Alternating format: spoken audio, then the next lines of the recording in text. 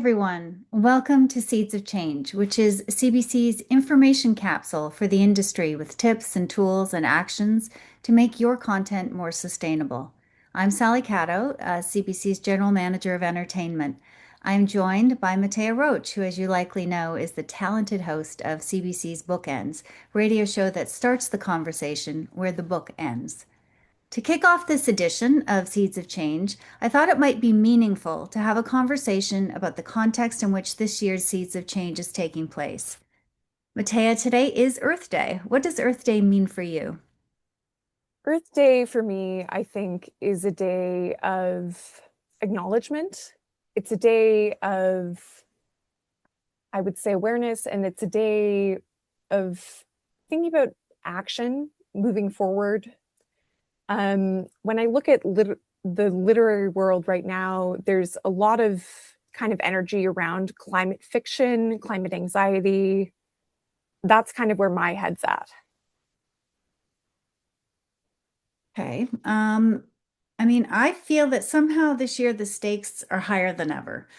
With so much turmoil in the world, I kind of swing between two extremes. There's that stress and worry about the fires and the floods and the temperatures and what that means for our health and our children's futures, to then the focus on how we're all learning from others' actions. I am inspired by the preservation of what we love, our lakes, the air, the trees, in programming that translates to a duty of care for how we depict the world.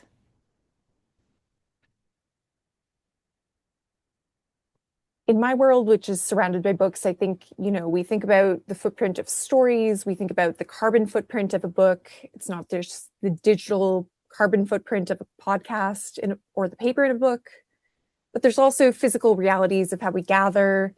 It's about moving away from extractive models of media, where we take a story and leave a mess behind, and towards circular models, where the production actually supports communities that we're working in and filming in, producing in.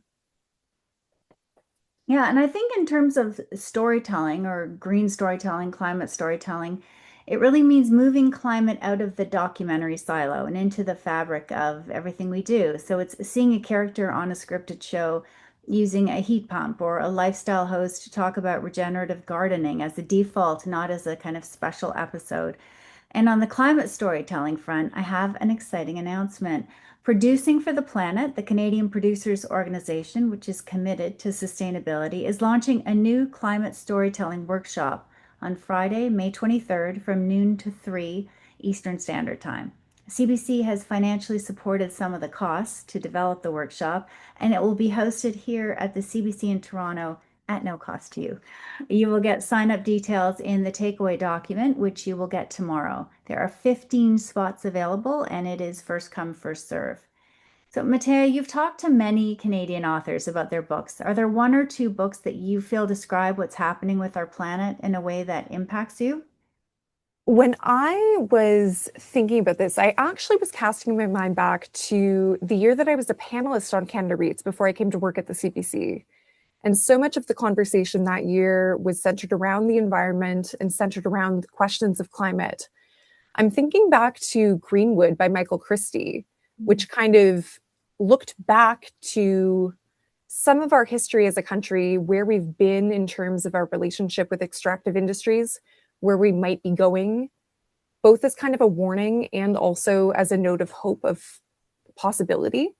So that's a work that I've been kind of reflecting back on. Great, thank you. And now with that, let's turn to this year's edition of Seeds of Change. Our rapid fire lineup of incredible speakers will look at what audiences and scientists think about climate change storytelling in this changing world, some recent examples of climate storytelling, actions that communities are taking to support the planet, and sustainable production developments that have happened recently or which will be announced today. We even have live music from Liv Cazola, who tells stories about what is happening to the planet through song. We can't talk about sustainable progress and action, of course, without mentioning the critical roles that Indigenous peoples have played and are playing in fighting for environmental justice. I'm sitting here in my office in Toronto, which is the unceded and traditional territory of many nations. including the Mississaugas of the Credit, the Anishinaabeg, the Chippewa, the Haudenosaunee, the Wendat peoples. And of course, it's now home to many diverse First Nations, Inuit, and Métis peoples. We must continue to listen and learn from the original stewards of these lands. And with that intro, before I pass the mic, I will just let everyone know the session will be in English, but we have live translations in ASL, closed captioning, and French. If you want to hear this session in French, just select the French option on the globe at the bottom of your screen. During the sessions, you can ask your question on the question function on Zoom. If the speakers don't have time to answer all the questions, we will send you their answers as part of the follow-up. And with that intro, I wanted to pass the mic to Julie Grillo and Mylene Corbet. And if I'm not pronouncing your names right, you can just say so and correct. The producers of the CBC-supported film Mile End Kicks and the 2026 winner of the Sustainable Production Award. They will talk about what actions they took to get this incredible recognition.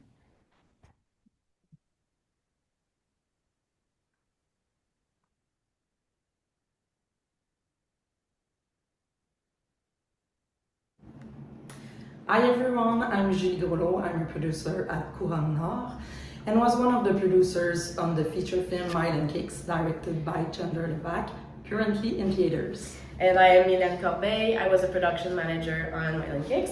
We are the winners of the Sustainability Award presented by CBC at the Canadian Screen Awards this year, which we are incredibly proud of. Our hope for this webinar is that the diverse experiences of today's speaker encourage openness and inspire you to adopt new approaches to sustainable filmmaking. We also hope to spark reflection on how sustainability can be integrated at every stage of a project, from script development to production, post-production, and distribution. What makes events like this so valuable is the sense of community they foster. Sustainability on our film and television sets is very much a work in progress, and it's by sharing not only our successes, but also our challenges and failure that we can collectively learn and move our industry forward. We believe the incredible group of speakers you'll hear from today will demonstrate just how essential it is to embrace sustainable but also more human production practices. We'd like to leave you with this thought. Remember that sustainability exists on a spectrum. We all know what the ideal practices to strive for and the ones we need to avoid, but doing something is always better than doing nothing, and every step counts. Thank you, and we hope you enjoy this webinar. Thank you, Julie and Mylene. And now we'll start the first section of Seeds of Change, which sets the stage for the more specific discussions we will have about climate storytelling, community actions, and sustainable production.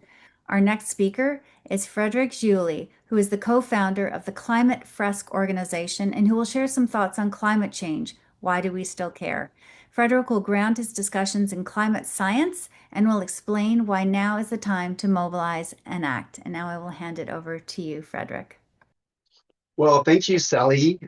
Great introduction. I'm glad to be with all of you today. And let me start with a question. Why? Why are we here today? Why are you here today for this new event of Seeds of Change? Well, perhaps you're a little bit concerned about climate change, about biodiversity loss, about the fact that out of 9 planetary boundaries, we have crossed already 7 of them.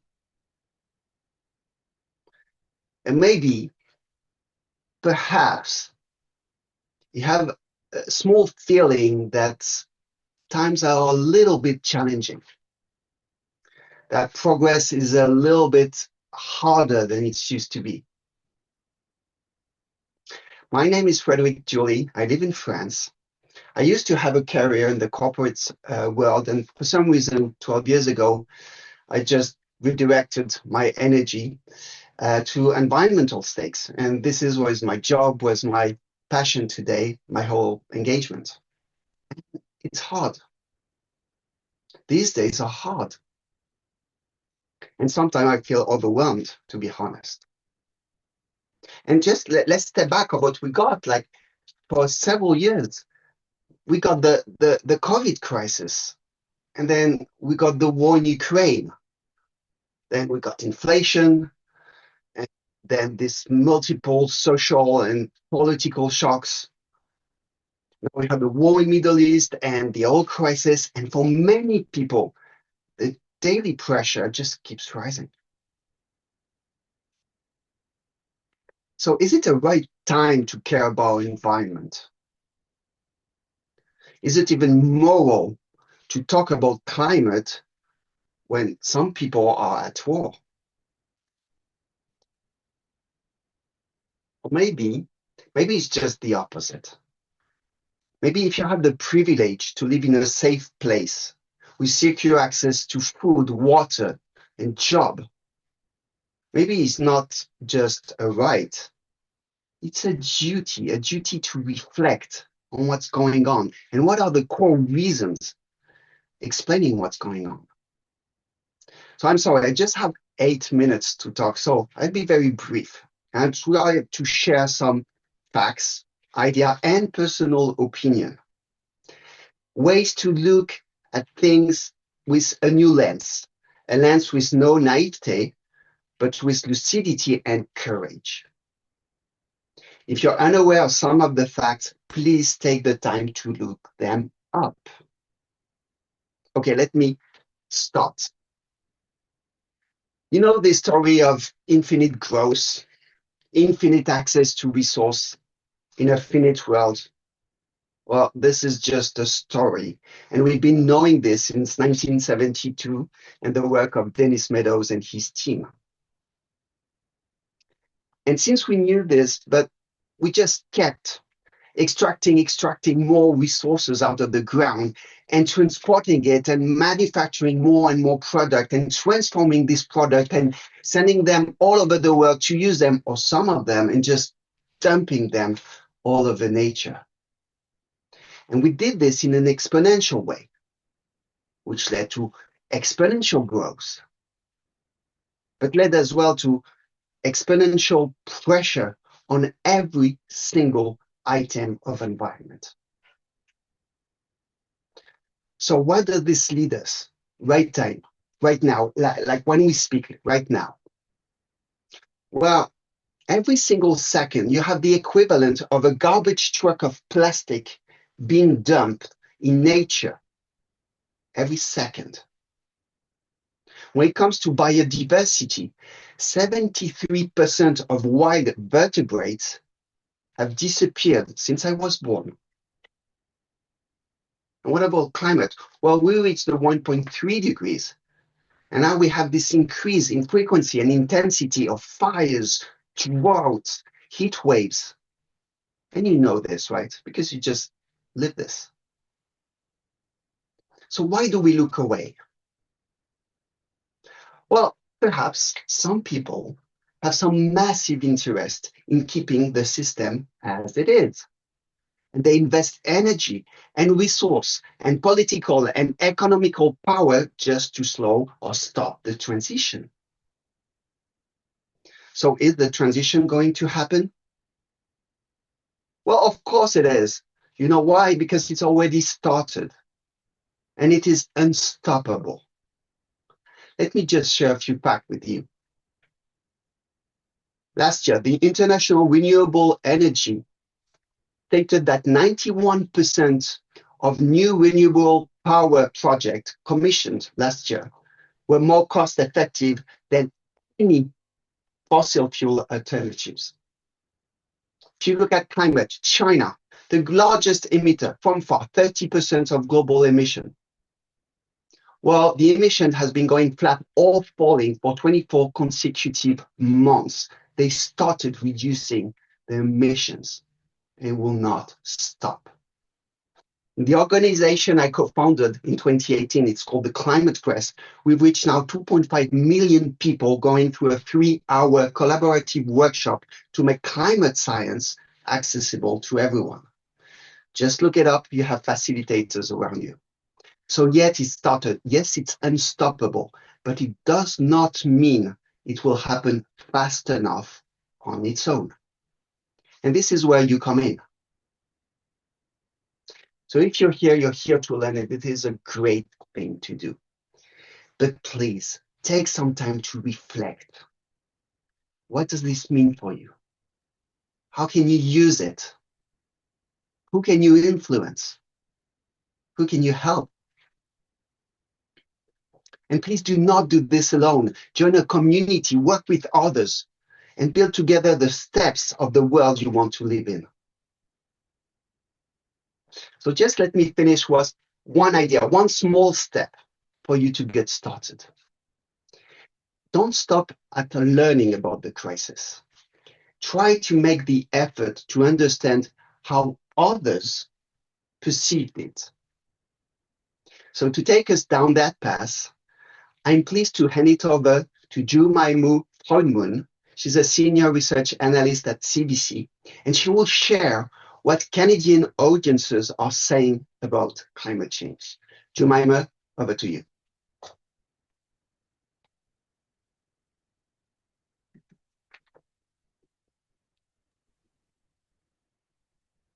Hello, everybody, and thank you so much, Frederic, for the kind passover. As he's already mentioned, I'm going to be talking about the Canadian perspective on climate change. I am a CBC senior research analyst, and I work primarily with public opinion data. So especially for this event, we ran a study among nearly 2,000 Canadians, and I'm going to be sharing with you what they think about climate change. Next slide, please. So I'm going to, as with Frederic, start with a question for you. I'm not going to get you to scan a QR code, but instead I'm going to ask you to think about the answer to this question and keep it in your mind. What percentage of people living in Canada do you think are worried about climate change? I asked this exact same question to the 2,000 people that we're hearing from today. And next slide, please. We found that on average, Canadians believe 45% of their country are worried about climate change. Next slide, please. But in reality, it's much higher. We asked Canadians how worried they are about climate change, and we actually found that 69% were worried. This is far higher than what Canadians perceive their country to be worrying about. Next, please. So to go into a bit more detail, I'm sharing a spectrum of climate concern. This is using Yale's climate segmentation framework. And if you look in the far left, you will find the most concerned people, the highest belief in climate change. And towards the right, you'll find those who have the lowest belief. And remarkably, 59% of Canadians are among the most concerned, the most worried, especially young women. 3 in 4 young women are alarmed or concerned. And these two groups, these two segments, it's not just about awareness. They are actively concerned. They're looking for leadership. And there was no real difference among regions. So across Canada, this concern is pretty much the same. 59% are among the most concerned. Canada is worried. Next slide.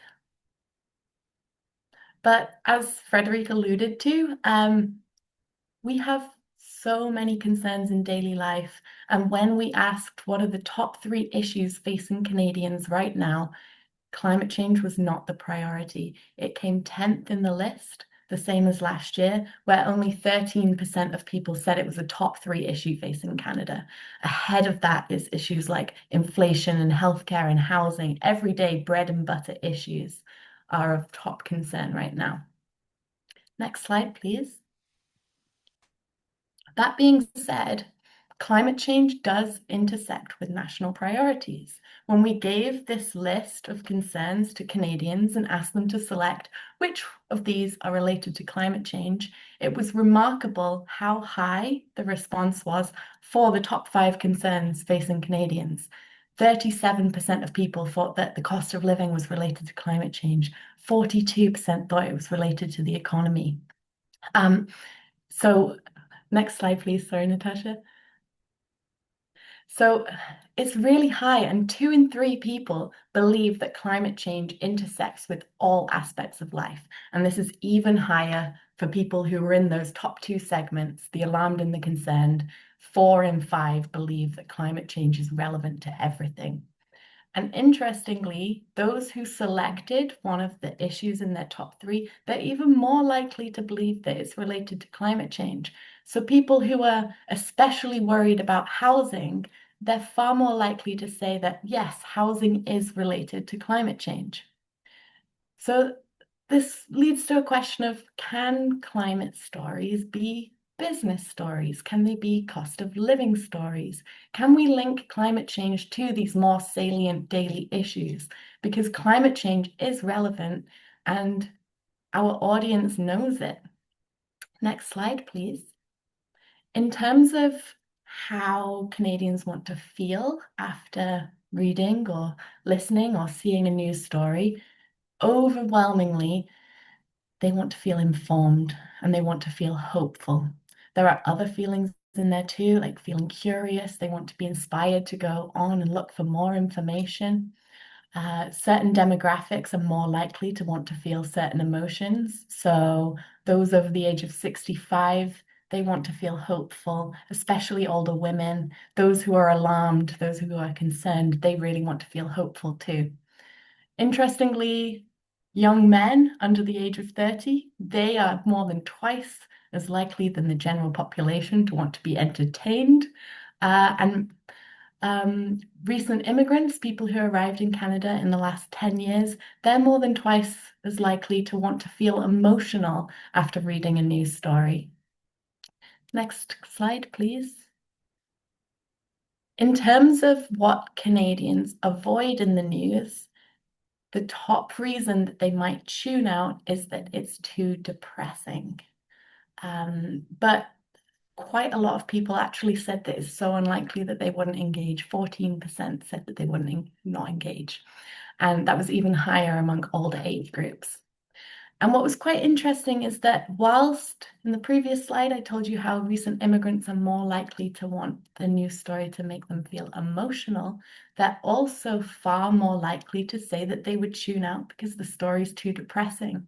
And that trend stays for everyone who says that they would tune out because it's too depressing. They are actually more likely to say that they want to be moved by the news story. So there's a delicate balance here. Can a climate story move somebody without depressing them? Next slide. So I wanted to highlight, going back to the beginning, the perception gap. Most Canadians are so worried about climate change, but they assume others aren't. The actual level of concern is more than 50% higher than we think. The quiet majority is deeply concerned. Next slide. So whilst it might be a less salient issue, people believe it intersects with everything. The demand for climate storytelling is there, but it's hidden behind concerns about the economy, about healthcare, about housing. So can we stop looking for only the climate story and start looking for the climate angle in every story? By meeting Canadians where they are, we can provide the hope and the information that they're looking for and prove that they're not as alone as they might think. Because climate change is a bread and butter issue. So maybe we can add it to our sandwich. Thank you so much. That's all the time that I had. And I am now delighted to pass you on to Krista Mayer, who is a neuroscientist and director of the Climate Action Unit at University College London. And he will be talking about neuroscience insights for climate action. Thank you, Chris. Thank you, Jemima. So, as a neuroscientist, I spend a lot of my time thinking about how we can connect what we know about how the brain works to that deep need for society to respond to climate change. And so all of the things that I'm going to tell you today are about how it works, are about how the brain works, what works and what doesn't work in terms of driving change, not necessarily in telling you how to then tell the stories about this. From other work that we have done with journalists and creatives, we know that each of you is very good at translating the insights into what works into the way that then you tell the stories that you want to reach these audiences with on all of these topics that we heard Jemima talk about. So I came to this question of working on climate change from an interest in the neuroscience of polarization. More than 20 years ago, I became interested in that. And then when climate change became a polarizing topic, which it wasn't 20, 25 years ago, not that much, but as it became polarizing, I became more and more interested in it as from that perspective of what do we know about how the brain ends up in situations of fighting with each other about things that we're disagreeing with. And one of the things that I learned pretty early on from other people who had done research in this long before my time is that when we develop a deep engagement with an issue, when we become passionate advocates for a cause, when we really start to care about something, it is usually because we've taken some action first. We started to do something, and the doing led to a change in our belief, our concern, our awareness, our knowledge, and the feeling responses that we have about that particular issue. So we call that in the organization that I lead, in the Climate Action Unit, we call that actions drive beliefs. The things we do change the way that we think about the world. Now, when I joined these conversations about climate change and how to communicate about climate change, I very quickly noticed that inside of actions driving beliefs was virtually absent from the conversations. Most of the time, the conversations were about how do we raise people's awareness about climate change? How do we get them to be more worried about climate change in order to then turn that awareness into action? And we see that still so often in that space of climate change, in the climate circles, as you could call them, that we call this the conventional wisdom about behavior change. Now, there's less agreement exactly about how to do this, and discussions often end up in debates about whether you should be providing facts and information about climate change, whether you should educate people about the consequences of this, whether you need to speak to people's emotions instead.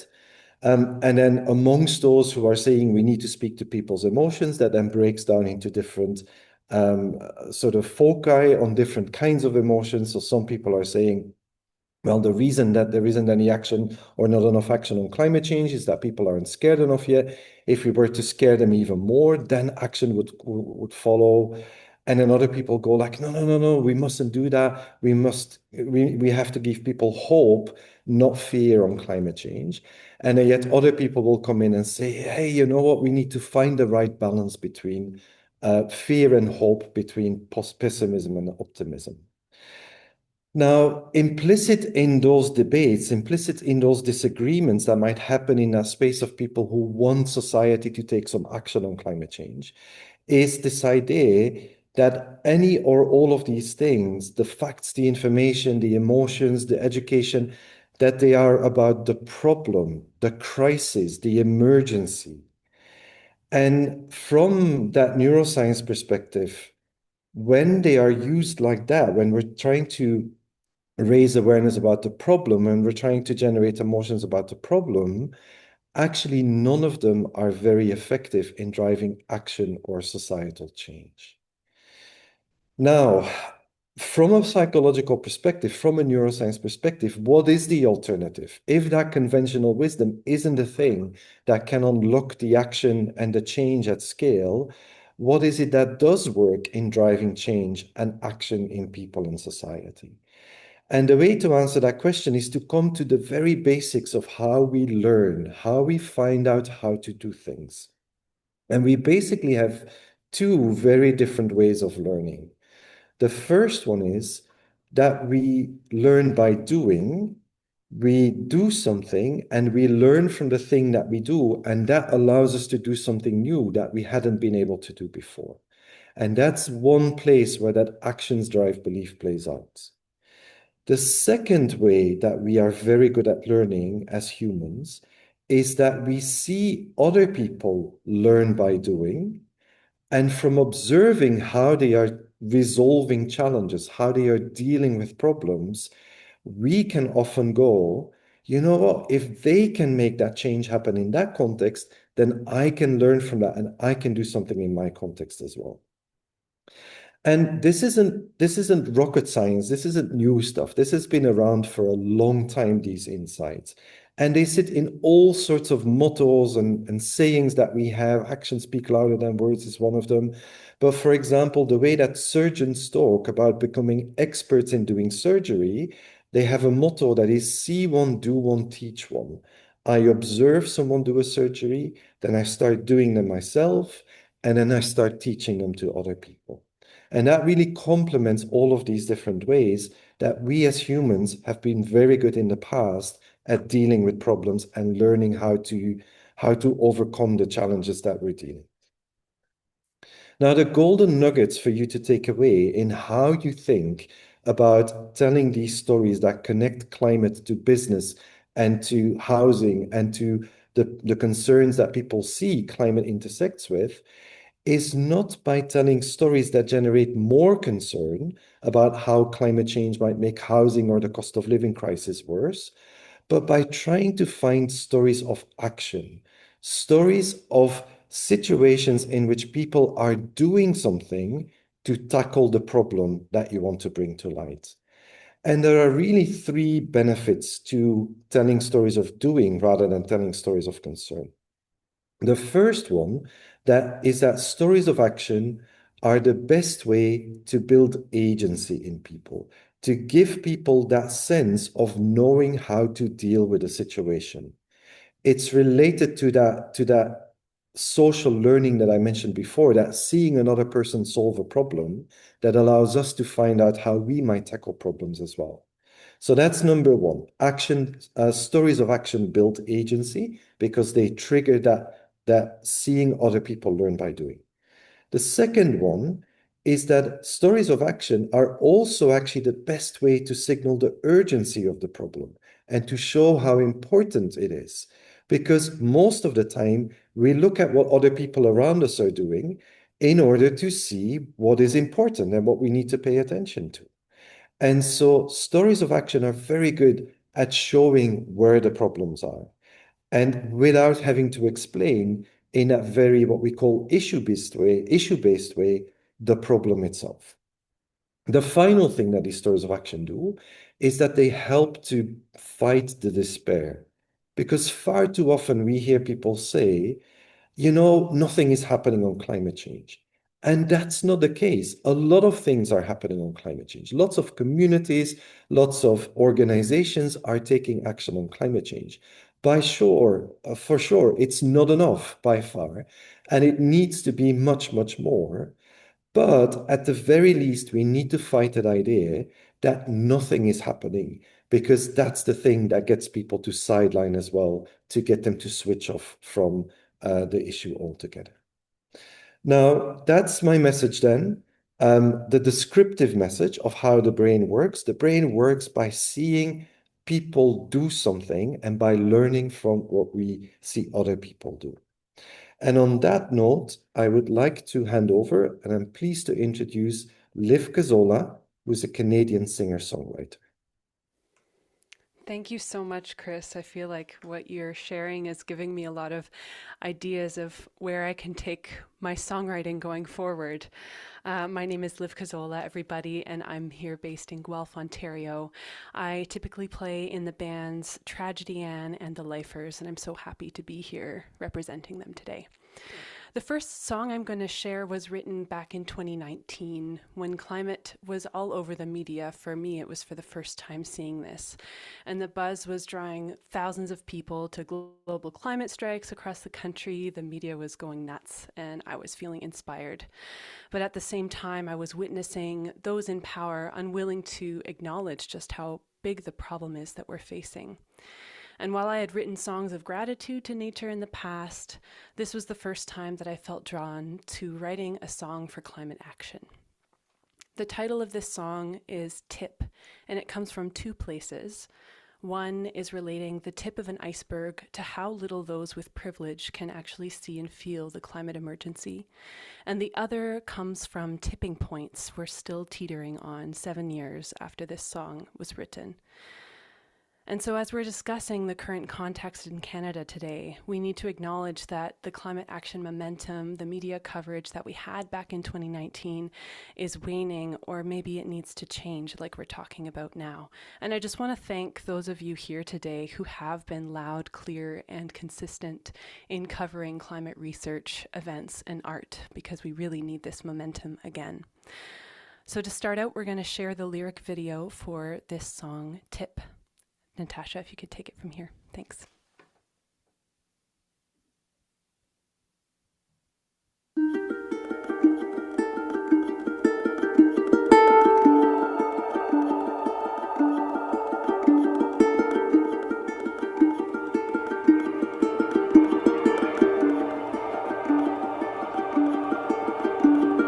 Can't be seen, just looking out your window.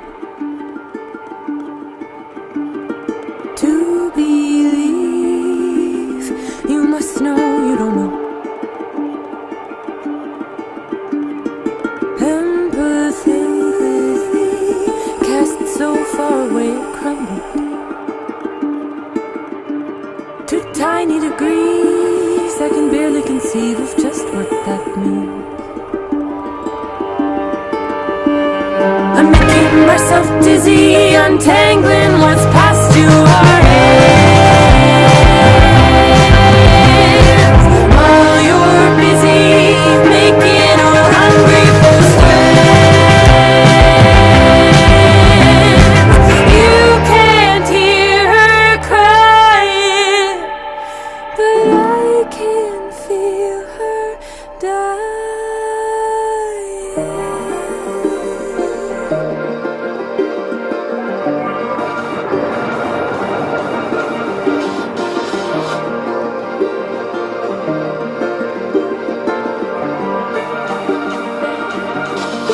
In each takeout container, in each tractor trailer, in each new sky scraper, in each refrigerator, and we're seeing the best of it.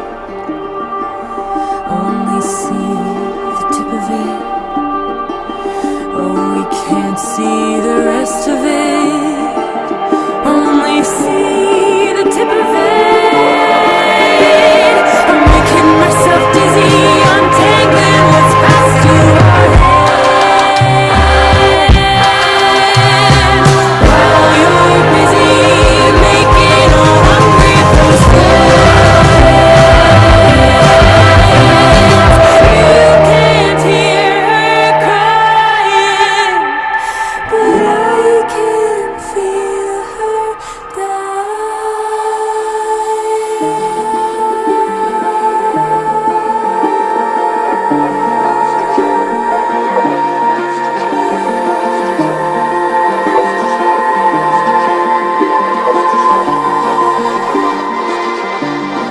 in each bottle of water, in each airport departure, in each resource imported, in each pipeline extorted, in each empty room lit up, in each shirt from a sweatshop, in each Amazon order, in each lone car driver, in each lake I can't swim in each dark decision, and we're seeing the best of it.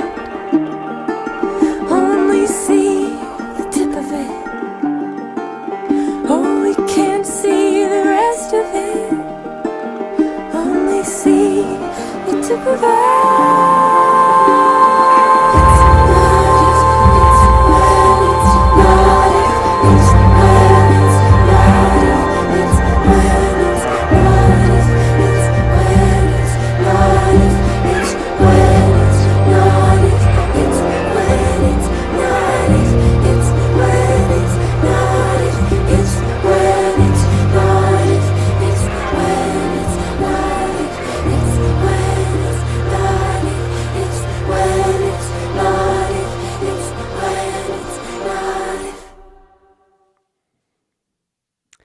is my pleasure now to introduce Lucius Deshozy, CBC's executive in charge of production for documentary. Hi, thank you, Liv. That was fantastic.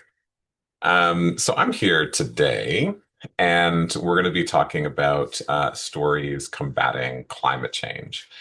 My name is Lucius. I'm a production executive with CBC Docs, overseeing short docs and For the Culture.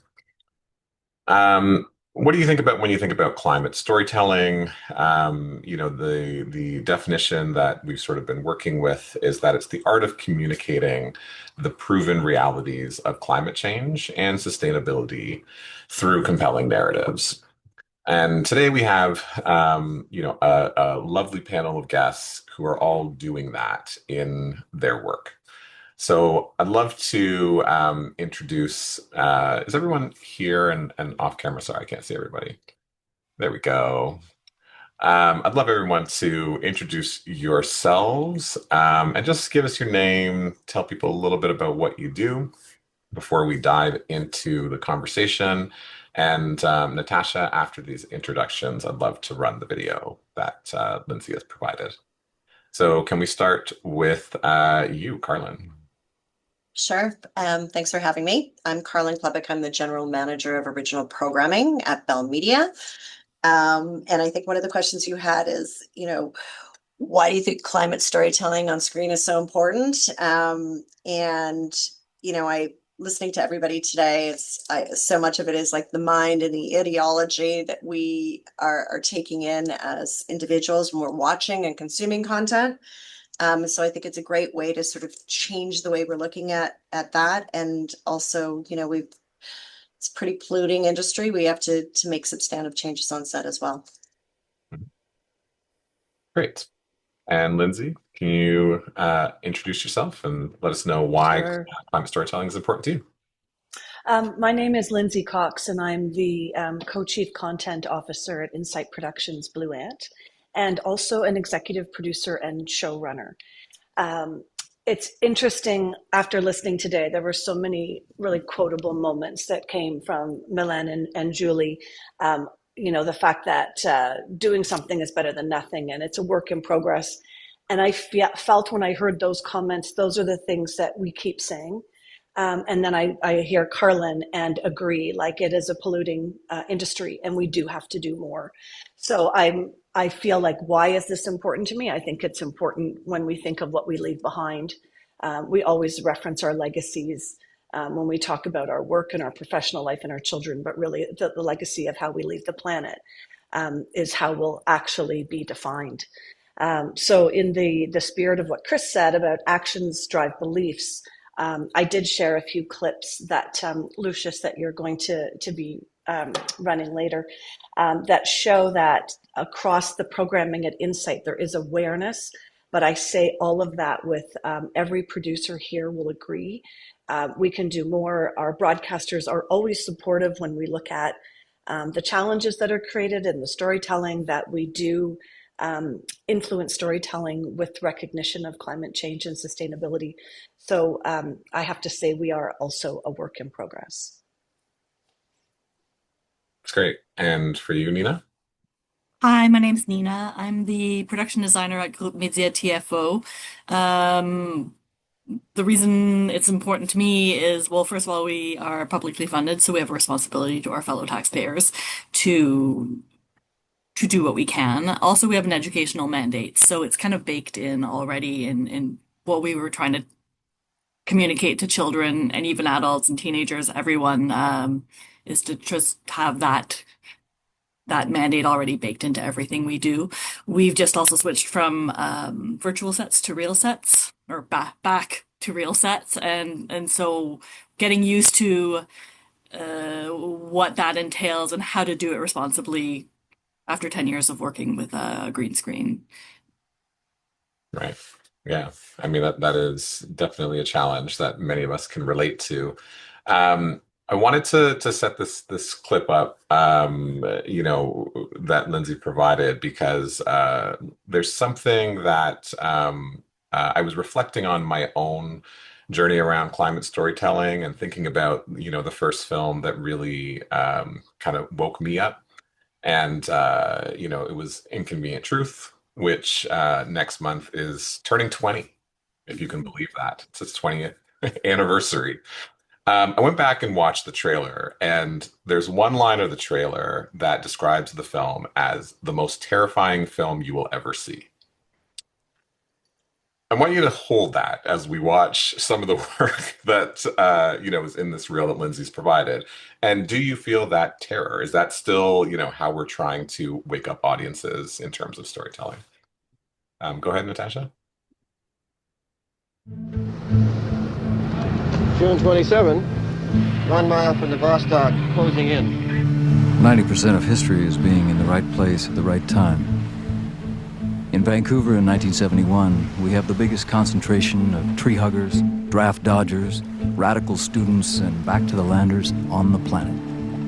And we are all haunted by the specter of a dead world. Bob just realized that if you want to do a protest, you have to make a story that would impact millions of people in every corner of the world.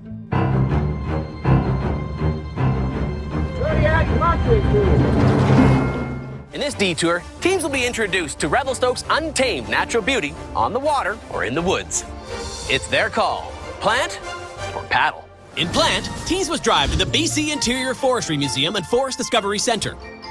Here, they'll pick up 40 tree seedlings, and using this rope and this chart, they will have to properly space out the seedlings and plant them at the correct depth. Once teams have planted their seedlings to the exacting forestry standards, Glenn will give them their next clue. Okay, I'll go this way. Back. Oh, sorry. You okay? You okay? We're good. I see a little fishy. For today's quick fire challenge, we have to make a top chef quality dish while creating the least amount of waste. I pretty much do this in my restaurant every single day. My bin looks empty.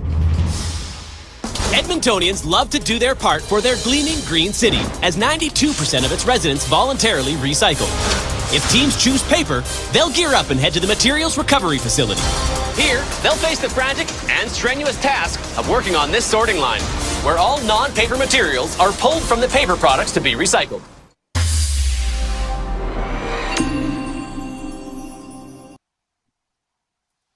All right, thank you so much. So, Lindsay, you don't know this, but I actually auditioned for The Amazing Race. I think I did really well at those challenges, I'm just saying. Sorry you didn't make it, Lucius. Not make it. But I thought it was really interesting to see, how the storytelling was weaved into these primetime shows of, Top Chef and Amazing Race. Can you talk a little bit about that?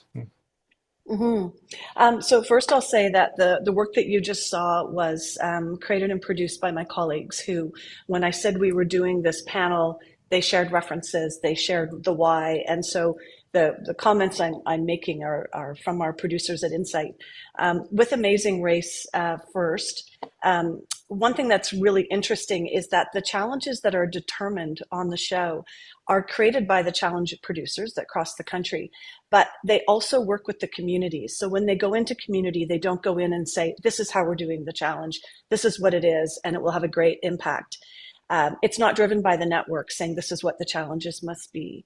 It is driven by the communities, and I think that's why it feels authentic. And when you look at those two, and there have been others, they've gone up into the north to look at how climate change is impacting the country and the world. So when you look at those challenges, they really come from those communities, which is what I thought was really compelling.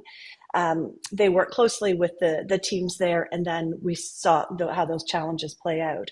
And I think the other thing that's very interesting when you think of a show like Amazing Race specifically, it's outside of a studio, it's in the elements.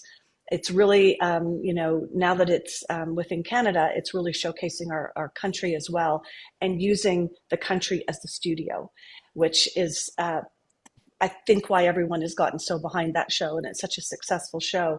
We see ourselves there.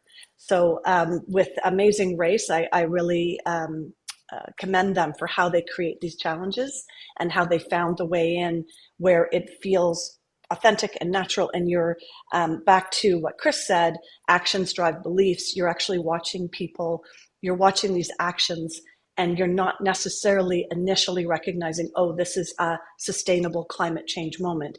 You're actually seeing this woven in organically into the storytelling, and done incredibly well. With Top Chef, we see foraging episodes. We know that with the chef community, they naturally and historically will lean toward recognition of the environment. And in the particular Top Chef challenge that you saw there, it was really cool to watch the whole challenge play out and see at the end when they get judged on their waste. There were chefs who literally had no waste, and their food was also excellent. And many of the chefs said, oh, this is what I actually do in my restaurant. So again, it goes back to that authentic storytelling, that when you're watching it as a viewer, you're thinking, oh, I could do this at home. And I think that's just another, piece toward actions driving beliefs. The clip opened with Greenpeace, which, as they mentioned, is started 55 years ago, and the person who put that reel together thought that would be a really good juxtaposition from how stories were told then, although that is a film from 11 years ago, but how the footage that was shot then to how the stories are being told now, which goes back to the earlier conversations in this panel about how you tell stories has to be accessible so people feel it's something they can do. But I think it's really important that we have the foundation of that footage that was shot by Greenpeace to understand what the outcome is of how we handle our environment. Yeah, no, I think that's really, really key. And I love what you talked there about the community developing the ideas that we are seeing on screen, and being having that dialogue, in terms of that co-creation. I want to ask you, Carlin. So Carlin, I want you to talk to me about Sullivan's Crossing, because the cast is so beautiful, the place is so beautiful, the cast is so beautiful, the storylines are so beautiful, and it really ends up, creating a great backdrop to, for these storylines. So can you tell me, how do you bring climate storytelling, perspective to a show like that? Well, to pick up on what Lindsay said, it's really, coming from the producers first. I think, in that show, Sullivan's Crossing and the land is really a character in the show. And all of the other characters value it. It's a place of mental and physical health. It's a place of community and connection. And it just naturally becomes a place where there are going to be stories about sustainability, about, prohibiting dangerous development of the land. And there are characters that drop in and out that may have a green focus for an episode or two. There was one in last season. And again, just the keeping the land for the people, keeping it clean, keeping it as a place for a place of joy and respite. And I think they do it in that show in a very sort of natural way, in an authentic way. And they have various consultants and whatnot that help them with that process. But it's been something that we find really is, resonated with our viewers, as opposed to, trying to develop and commission content that is very green focused. A few years ago, we really did try to find an unscripted show that would have mass audience appeal and be entertaining. And, we have really, really tried, and they just tend to be audience killers. And so while we're continuing to look for something like that, we haven't found it. And for us to interweave those narratives into something like Amazing Race Canada, which does incredibly well for us and we're very proud of, and Sullivan's Crossing is a way for us to get those environmental messages through in a very natural and authentic way. Mm-hmm. Yeah, I completely agree. And Nina, so you are kind of, working with a demographic that is one of our most cherished and I think challenging, as a parent with young children.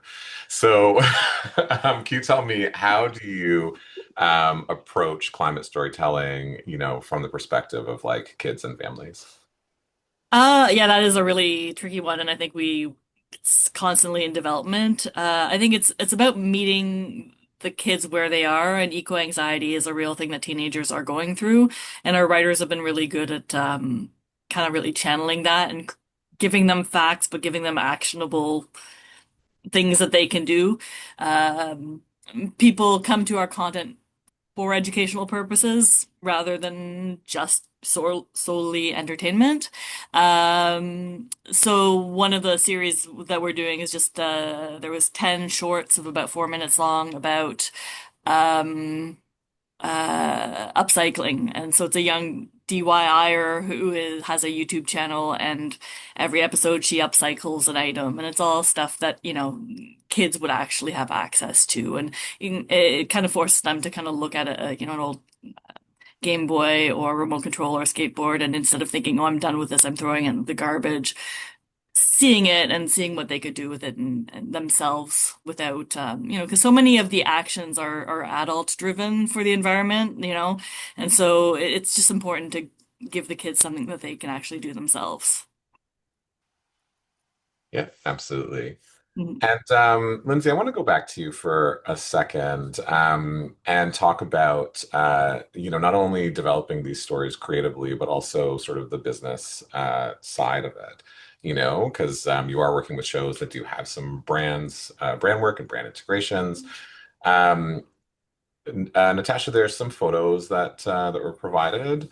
Can you talk about how how you convince brands to also sort of align in terms of values when working on shows like this?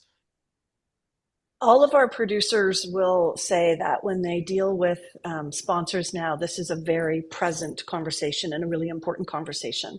Again, we've used a reference from Amazing Race because this was an integration with Chevrolet. And when Chevrolet got involved with both the network and with the production, they said it was really important to them that they do go green. And so they used the racers on Amazing Race use EV vehicles. And I thought it was important to bring this forward because, of course, the production wants to do this. Of course, the network wants to do this, but it's actually also becoming and has been sponsor driven as well. And this being the most prominent example of a very high profile integration where climate change, sustainability, the environment was very important as the racers race across the country. Yeah, I love that. And I would have loved to have driven that car. It did not make this season, but it's fine. Next time. Don't give up. Don't give up. Just gonna use this entire Carlin will keep an eye for you. just gonna use this entire panel as an audition. So with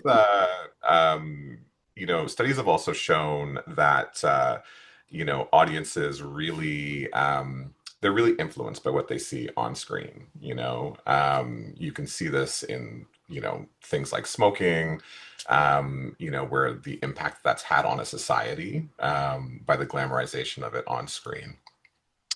How do you normalize climate conscious behavior? How do you make that look cool and on screen? Nina, I'm going to start with you. Like, how do you try and make it accessible and cool to be climate Oh conscious? man, I ask myself this all the time. Like, is a teenager gonna find this cool? Like, it's so much pressure.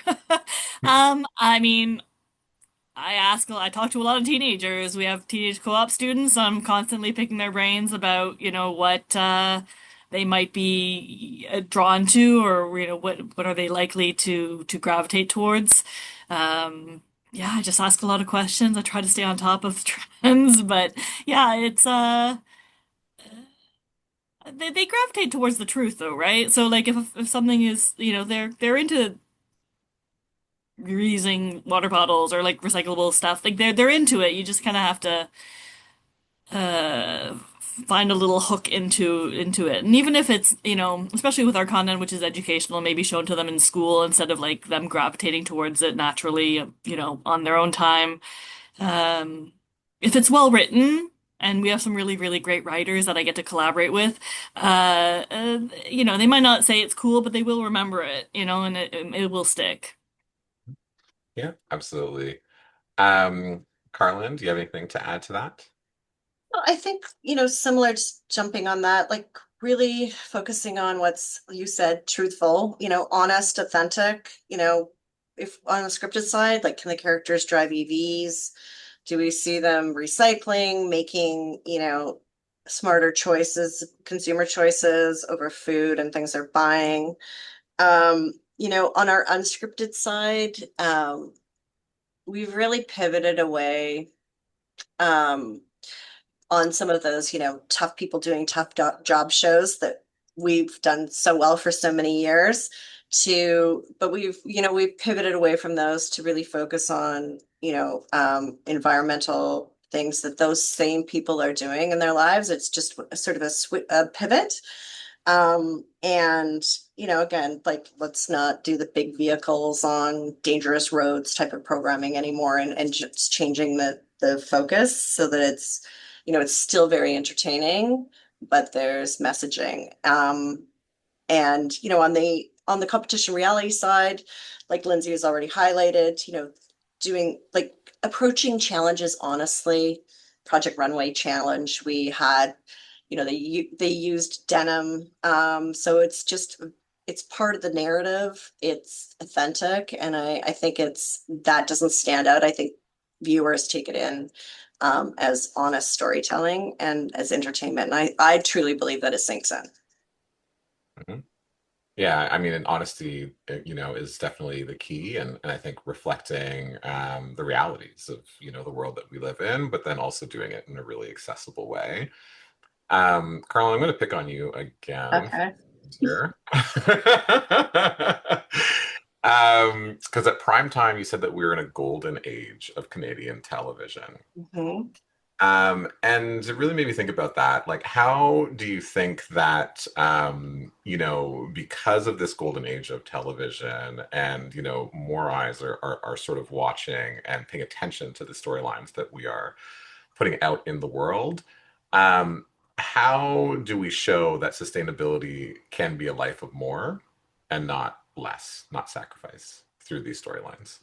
I think on the unscripted side, like I just mentioned, like again, focusing on stories of people that are exciting and interesting and that our viewers want to see, both within Canada and beyond our borders, that are maybe just doing something that's not polluting, doing something that is helping the crisis and not adding to it. On the scripted side, I mean, I talked a little bit about Sullivan's Crossing and how it's, environmentalism is woven into the narrative. And I think, by no means would I call Heated Rivalry an environmental show, but I mean, in the narrative, like the cottage and going out to nature is like literally their way to go to somewhere where they're valued and protected. Um, the cottage, the nature that they experience, the lake is a place where they escape. There's more connection. There's joy, there's love, there's really steamy sex. And, I think this is a really empowering way to put that into the narrative. And those are sort of the things that we're focusing on. That said, we're still looking for shows that'll cut through that would maybe be a little bit more like hitting you over the head with the hammer. We just haven't found it yet. And that's a challenge to producers to try to bring us something like that. Like, what could we do that is wildly entertaining, but like super, super grounded in sustainability? We haven't seen it yet. Yeah. No, I totally get that. And you can define heated rivalry in any way that you want. It's every show in every category in every way. The cottage is a big part of it, though, and getting Yeah. out to the cottage and the lake and escaping from, the everyday life and really valuing it. It is in there. Yeah, and I think it is a space that felt very natural to the storyline again. Like it was very organic and and meaningful and such a like private, quiet space for them to connect in a totally different way. Like that Yep. episode really stood out in a Yep. very profound way. Um, I also want to ask you the same question, Lindsay, if you have anything that you want to add there, just in terms of, this idea that when we think about climate storytelling, we've been um, given the idea that we have to live with less, but, how can we show that it can also mean more? There's a quote that always sticks with me, and Jen Detman said it, and she said, "Sometimes you have to bury the vegetables in the lasagna," and it's such a really quick reminder of we can tell these stories without it being overt, and I think it goes back to where Carlin was going, or was what she was speaking to, and actually, I think Heated Rivalry, just to add to that, to what Carlin was saying, that final episode, it actually feels sustainable and ecological, and you are left feeling with this additional hopefulness because you're not feeling like, oh, it's a studio and filled with people. And of course it was to shoot it, but it had this great environmental energy. So I feel like that was one of the perfect examples of like bury the vegetables in the lasagna, because you were taking this in, but it wasn't stimulating that part of the brain that makes you feel uncomfortable about our lack of environmental awareness, which is what got us here. I'm not sorry, Lucius, I'm not quite answering your question, but I was just thinking, how do we do this? And Carlin's challenge right there, of course, as a producer, you're thinking, why have we not figured out that ultimate sustainable climate change awareness environmental show that actually does bury the vegetables in the lasagna? And I think it's because we're just really not that evolved yet. We're not that evolved yet to be able to create that programming that a 16 to 25-year-old wants to watch. And when I was listening to Nina speak, I was thinking it's almost like that show that Carlin wants has to be developed by that age group, because really it's not going to be us. We can tell you what we think and how we feel about it, and we can follow all the rules we're supposed to, but there is something about this new brain that will find a way in, and they'll create the most sustainable show, probably shot on iPhones and edited themselves, produced and directed themselves, and it will be revolutionary and the most incredible work we've ever seen. So I think it really does go to looking to not just the new generation, a really young generation, to help us find our way that we are not finding ourselves, but to always, when we're creating a show, to go back to like, what could we be doing? And it's, everyone always says it's more than just the water bottles. But as a producer of live events and music specials, the most environmental artists sometimes get handed a water bottle, because that is the easiest thing to put a cap back on when there isn't a flow bottle. And it's a sign, and it reminds us, and it's that, as soon as it's in front of you, I should be doing better.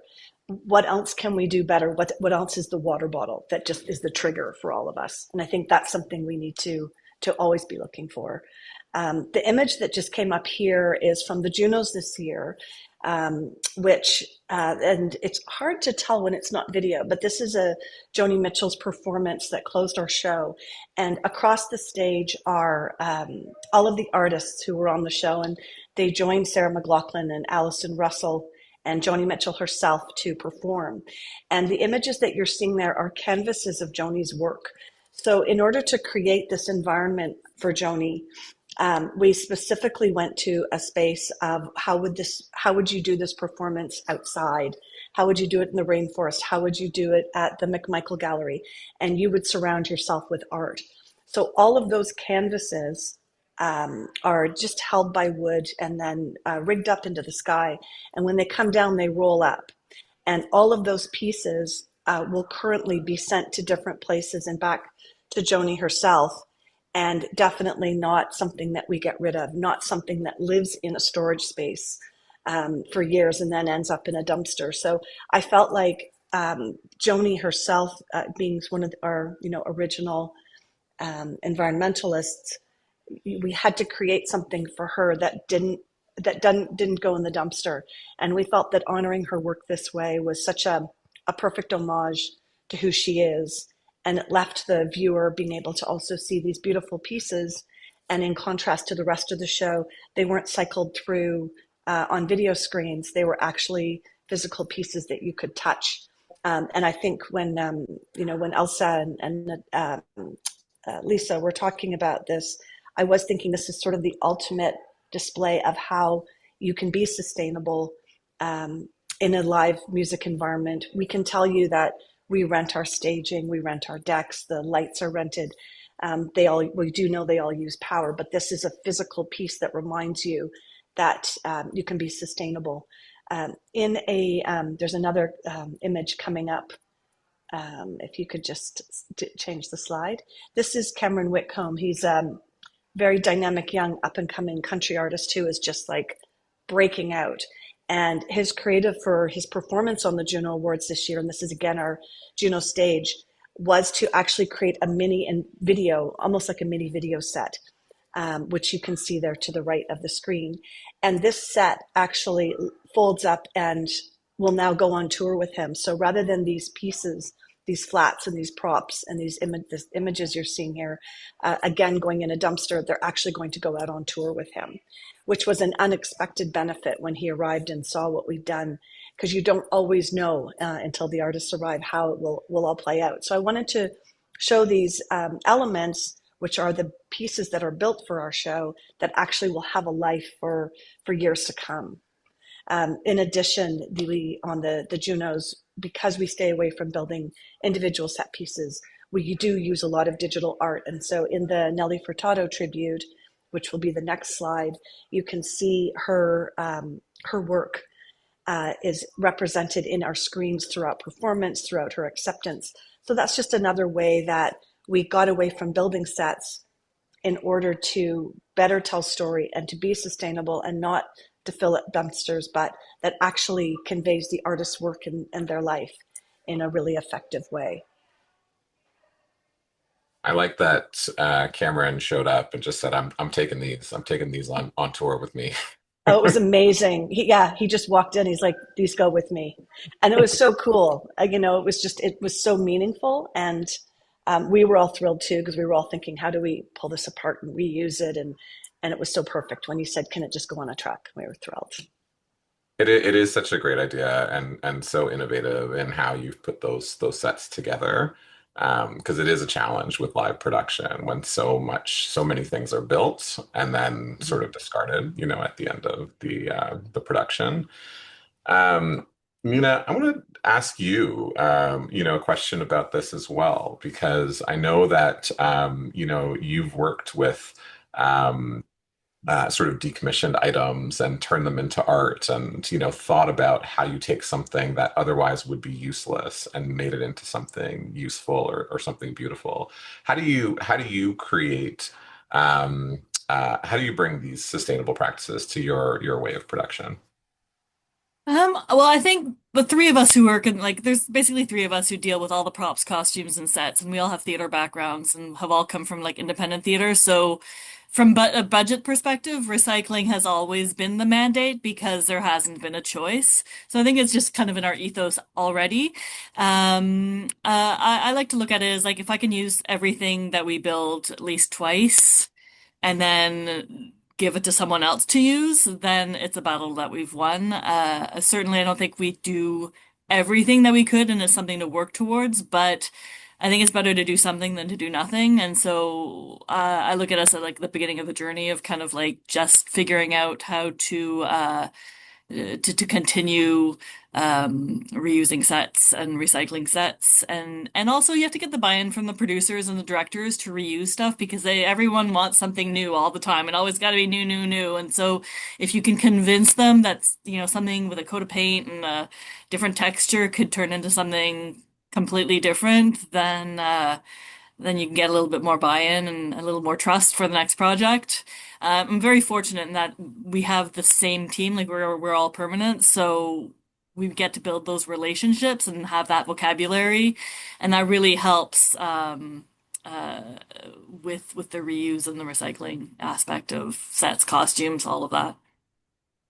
Yeah, absolutely. Is there anything that you wanted to add, Carlin?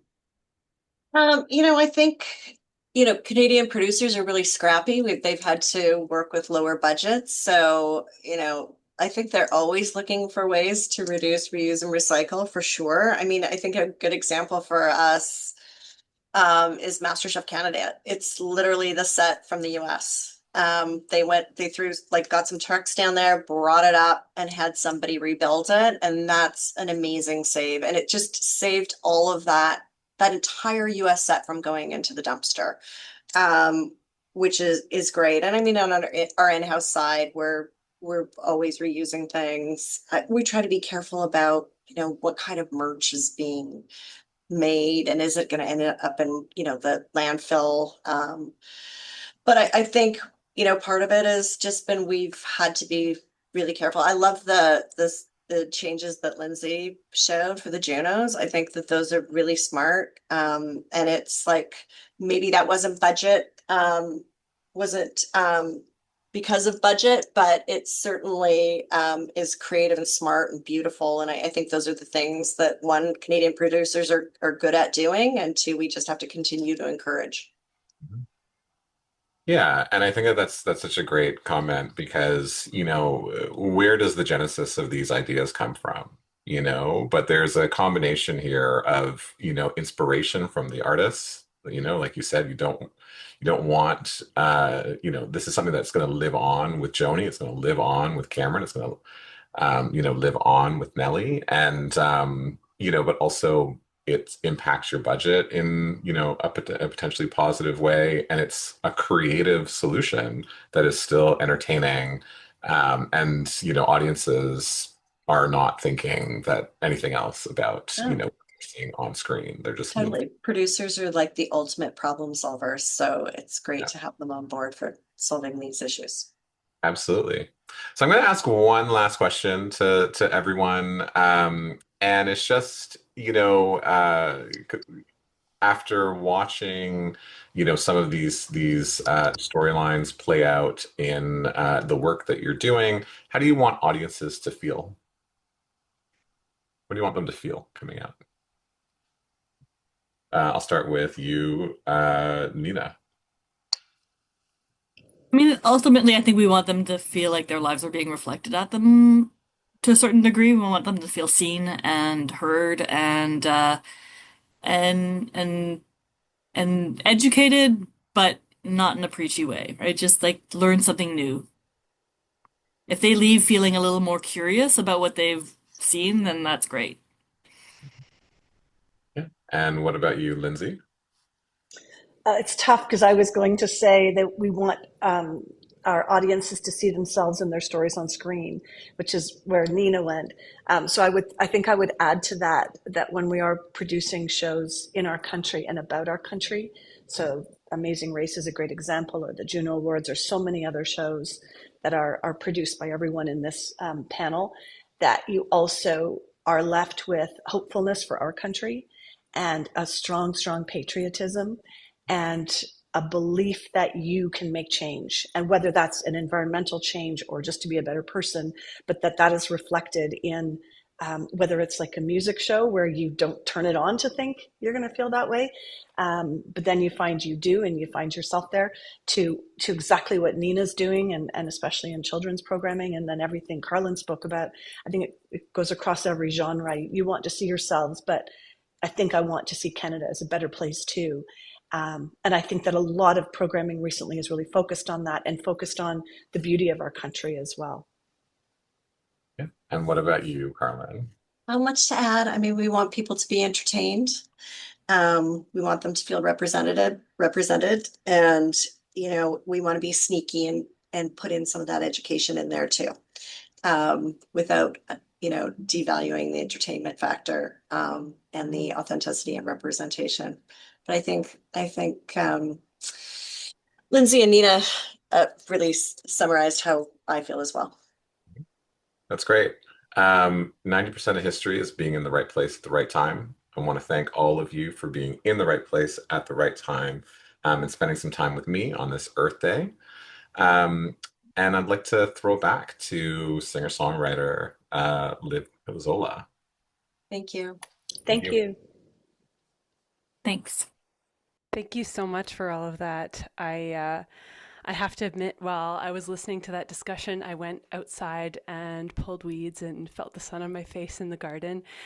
And it felt very fitting. I could really absorb your words well. And I just want to remind everybody that if you do need a bio break, please go ahead and do that during my performance. And if you can, go outside and get a breath of fresh air. It's worth it. We're about to head into a section where we're hearing stories of community coming together to face the climate emergency. And so I wanted to share a fictional story of my own to get things started. This next song is called New Eyes, and it's from the perspective of an extraterrestrial being coming to the Earth, seeing what humans have done to it, and deciding whether to help. I'm going to take my headphones off.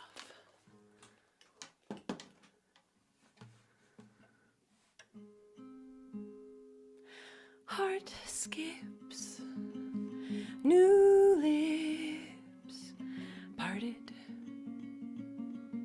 pardon,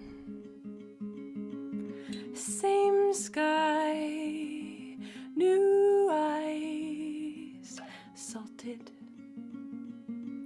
uncharted, always been this way, unknown till today, took my breath away. I was so afraid.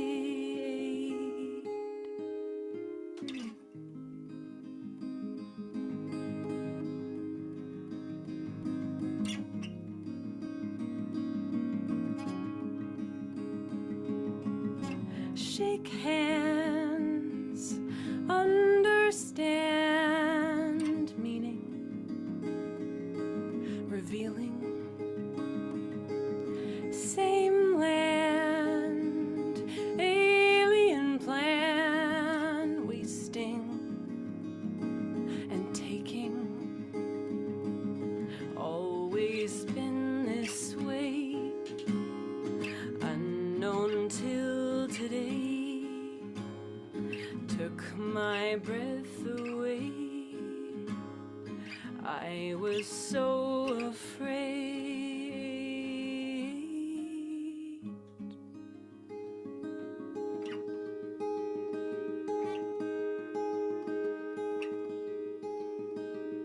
Run, run, home again.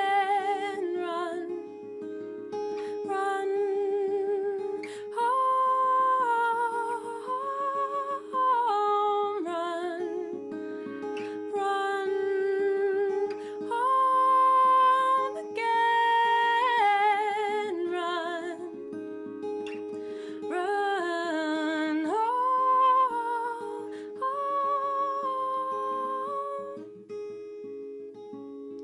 It can't be done with a body of one. All over some.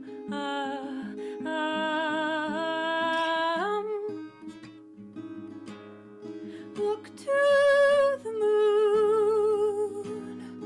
It too takes two. Return to earth to be the sun. Sun, hope again. Sun, sun, hope. Sun, sun, sun, sun, oh sun,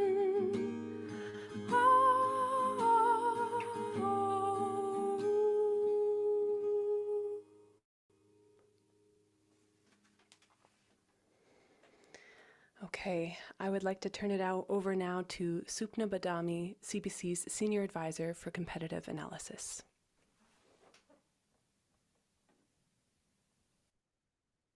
Hi, everyone. I will just wait for my deck to come up.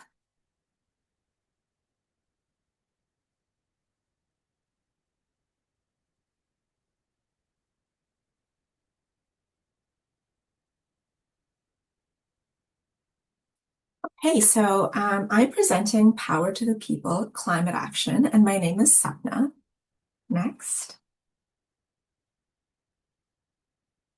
So I think when we think of climate change, it can understandably feel very depressing and hopeless. However, I think the point that I want to make here today is that change is not just through government or through corporate pledges, but it really happens on the grassroots level. And I think that's why we have reason to be cautiously optimistic. Next. So the first thing that I want to talk about is the concept of climate vulnerability. And this is essentially the idea that different factors cause people to be more or less vulnerable to the impacts of climate change. An example of this is exposure. Exposure refers to the places in which people live. An example of this is that people in poorer neighborhoods are more likely to be exposed to climate change health hazards. Sensitivity is the physiological predisposition of someone to feel the impacts of climate change. An example of this is that someone who's older or has a chronic health condition is more likely to feel the impacts of severe heat. And adaptive capacity is the ability of a person to prevent and cope with the impacts of climate change. So during a heat wave, the fact that someone may have air conditioning makes them have more capability to adapt to climate change. Next. And along with that comes the idea of climate intersectionality.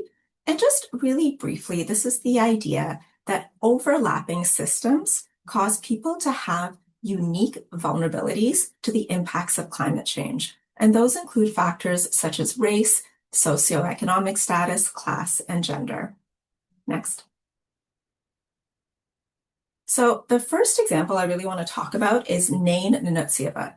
This is a community of 1,200 that is self-governing, and they have a very challenging history related to colonization. In the late 1950s, the Inuit were forcibly relocated to Nain. So you can imagine, as people that really live off the land and have a deep connection to that this was a really big disruption. And now the second disruption has come now with climate change. Because of climate change, their ability to harvest food and to hunt and gather has been greatly disrupted. So much so that they have to rely on commercial food systems.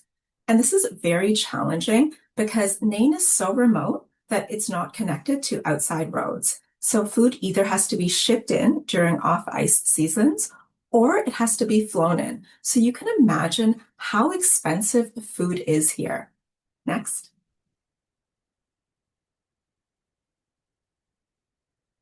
Not only is Nain not connected to other roads, but it's actually off the provincial power grid. That's how remote it is. So this causes a lot of issues because they have to rely on diesel.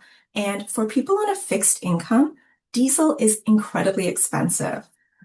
Prior to the Nunatsiavut land settlement going through, researchers would come into Nunatsiavut, do research, and leave. After the land claim went through, there was a rule put in that any research had to be approved by the community. So a research advisory council was set up. And since then, some really amazing Inuit-led research has been done. This brought about the 2025 Climate Action Change Plan that was actually based on an Inuit-led approach, which includes like Inuit self-determination and Inuit values. Not only that, but at the end of 2025, the government awarded 22 million to Nunatsiavut to implement alternative energy. This includes wind, solar, and tidal. And they're saying that this type of innovation can be used in other parts of Northern Canada. So a really powerful example of how a very small community has made a huge climate action. Next.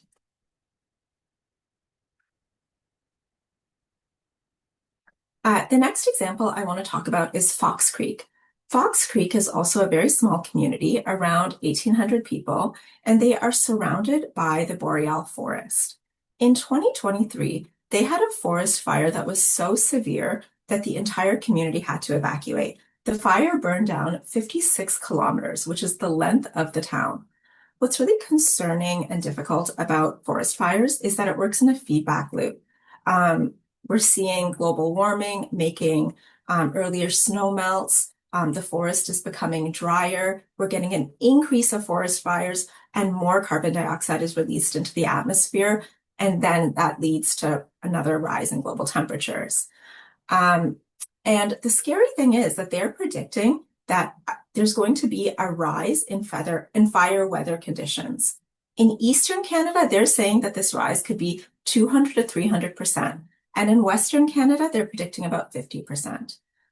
During this forest fire, 2 firefighters died. So you can see that it puts a real strain on frontline workers. And this is also expected to cause massive economic challenges because fire protection costs will double by 2040. Next. So what are they doing about it? This is so interesting. They have actually implemented a mycological research project. And this is a 3-year multi-partner collaboration between community groups. They're partnering with Portage College and the Alberta Mycological Society. Essentially, they look for fungi, and some types of fungi can add moisture back into wood so that it's not as flammable.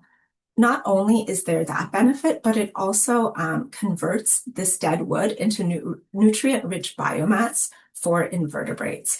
What is really neat about this project is that it actually comes from an example from Colorado. So the idea that we can take the learnings from one area and put it into another is very powerful. Next. And the last place I want to talk about is Lincolnville, Nova Scotia. I think often when we talk about climate action, we see it as being associated with like green technology, which is also extremely valuable. But we also have to remember that climate action is also about fighting against environmental racism. Environmental racism is policy decisions that disadvantage specific communities based on race. So Lincolnville is a historic community that was settled in 1784 by Black loyalists. Just to give you an idea, 100% of Lincolnville is Black, and the surrounding county called Guysborough is 95% white. So in 1974, a first-generation landfill opened up just a kilometer from the community, and all sorts of hazardous material was being put there, such as PCBs. In 2006, they closed that first-generation landfill and opened up a second-generation landfill. And they said that the reason was to reduce provincial spending. Next. So as soon as they put in this landfill, within the first month, 55 tons of waste was deposited there. And it was hazardous items such as transformers, and they knew that carcinogens were entering the potable groundwater. This community has been mobilized for over 40 years, and they have demanded transparent consultations and alternate site reviews, and they also want compensation for their health costs. They're still working towards this, but a significant win that has come was that the National Strategy Respecting Environmental Racism and Environmental Justice, the act received royal assent in 2024. So think about all of these really small communities contributing towards a federal environmental law that really says something about the power of these small initiatives that are actually quite large. Next.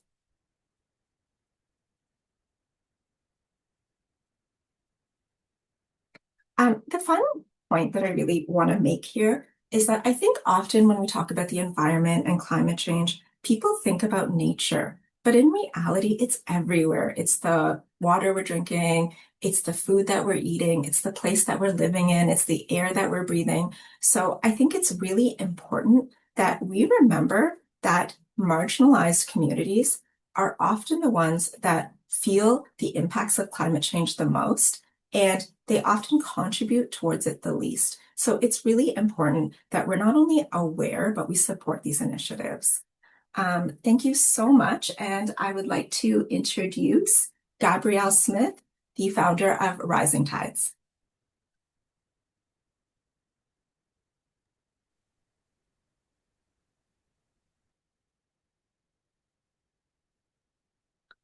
Hi, everyone. I'll just wait for my slides to come up on the screen.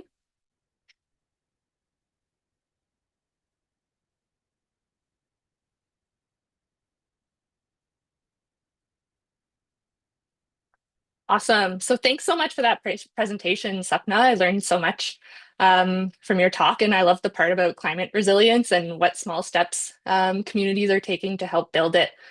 I'd like to get started now on my own presentation.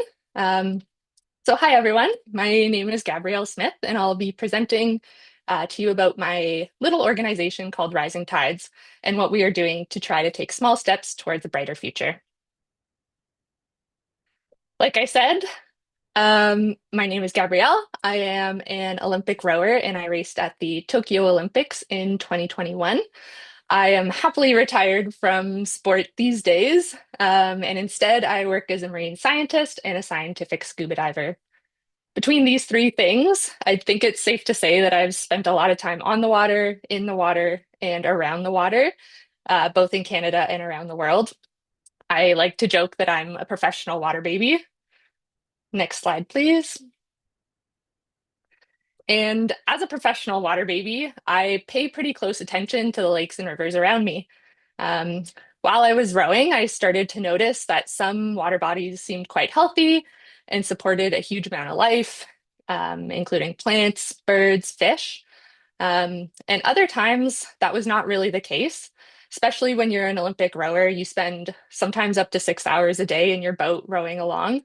And it was pretty obvious when we were on top of murky waters with clear trash floating on the shoreline or along the water. Once I retired from rowing, took a bit of a pivot and started scuba diving instead.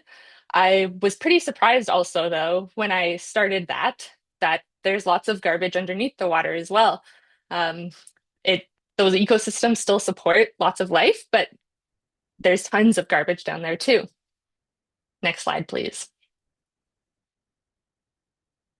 So all of this led me to do something very simple, which is to try and clean it up.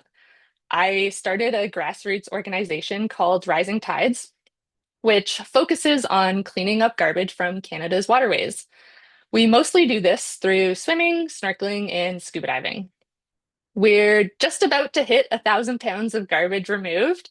We're just about 50 pounds shy right now, which is a milestone we've been trying to hit since 2024.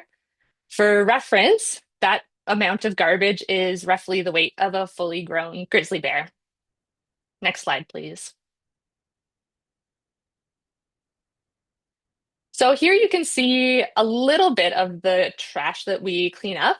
A lot of it tends to be quite small. Think little bits of plastic, little bits of styrofoam, little bits of nondescript, all kinds of things. And microplastics, which I'm sure you've heard of as well, also would fit into this category. Next slide, please.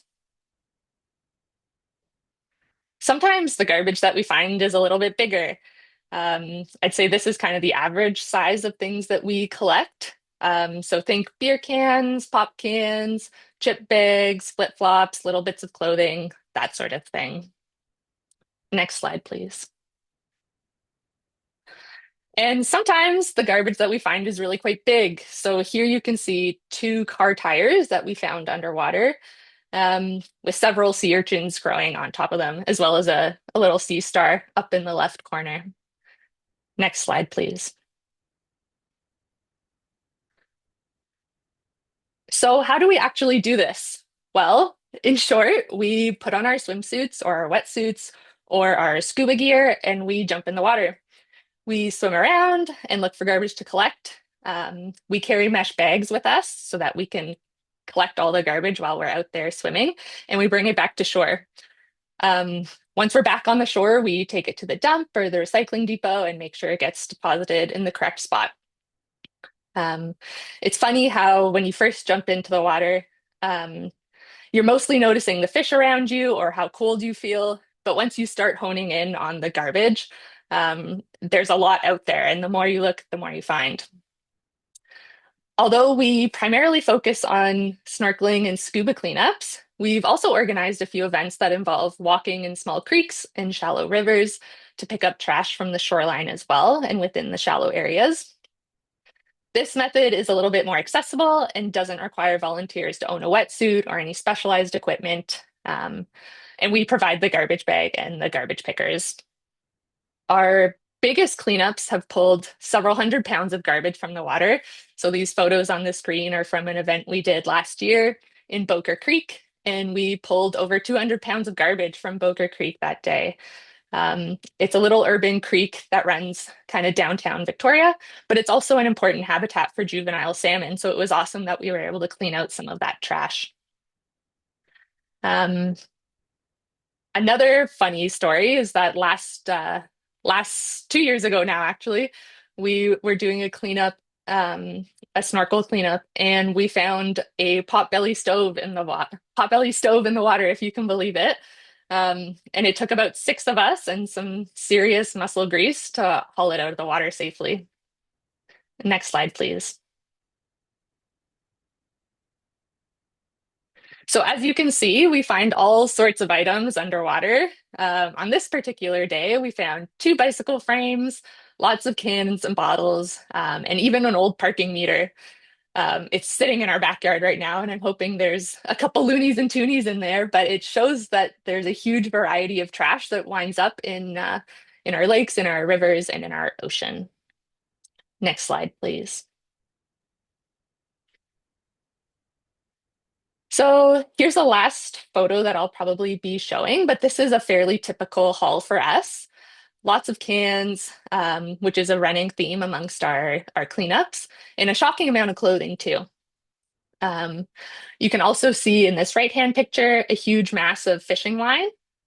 There's a nearby lake to where we live that always has dozens and dozens of meters of fishing line, and we're on a mission to clean it all up. Next slide, please.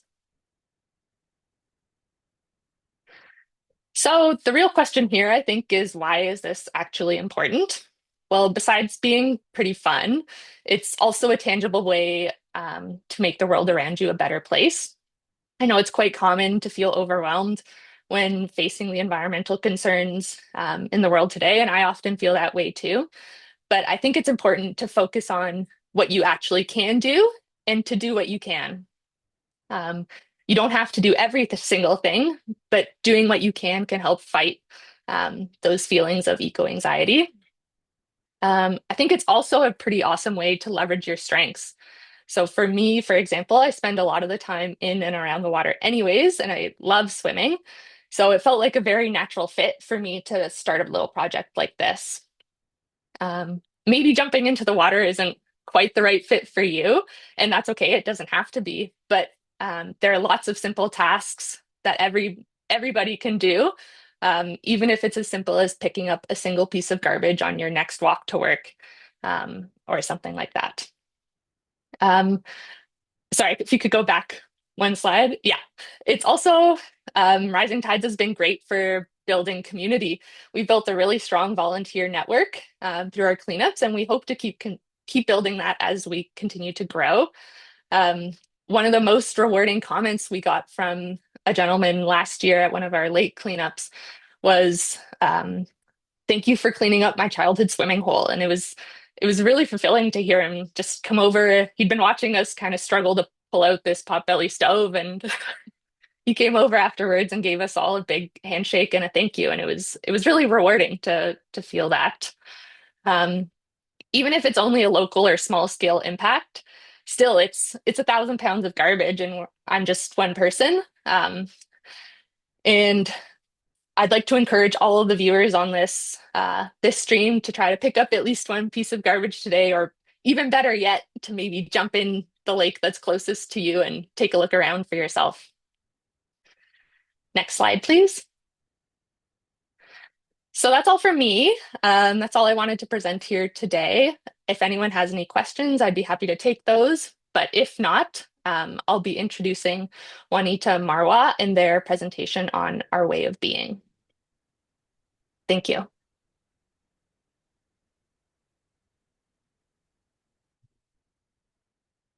Thank you so much, Gabrielle. When I go pick up my kids, we're going to grab some garbage on the way back home after school today.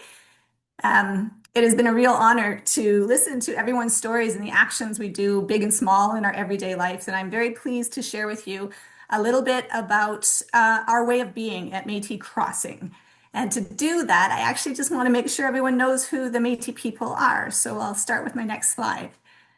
So the Métis people, of course, are one of Canada's 3 distinct Indigenous nations recognized in the Constitution.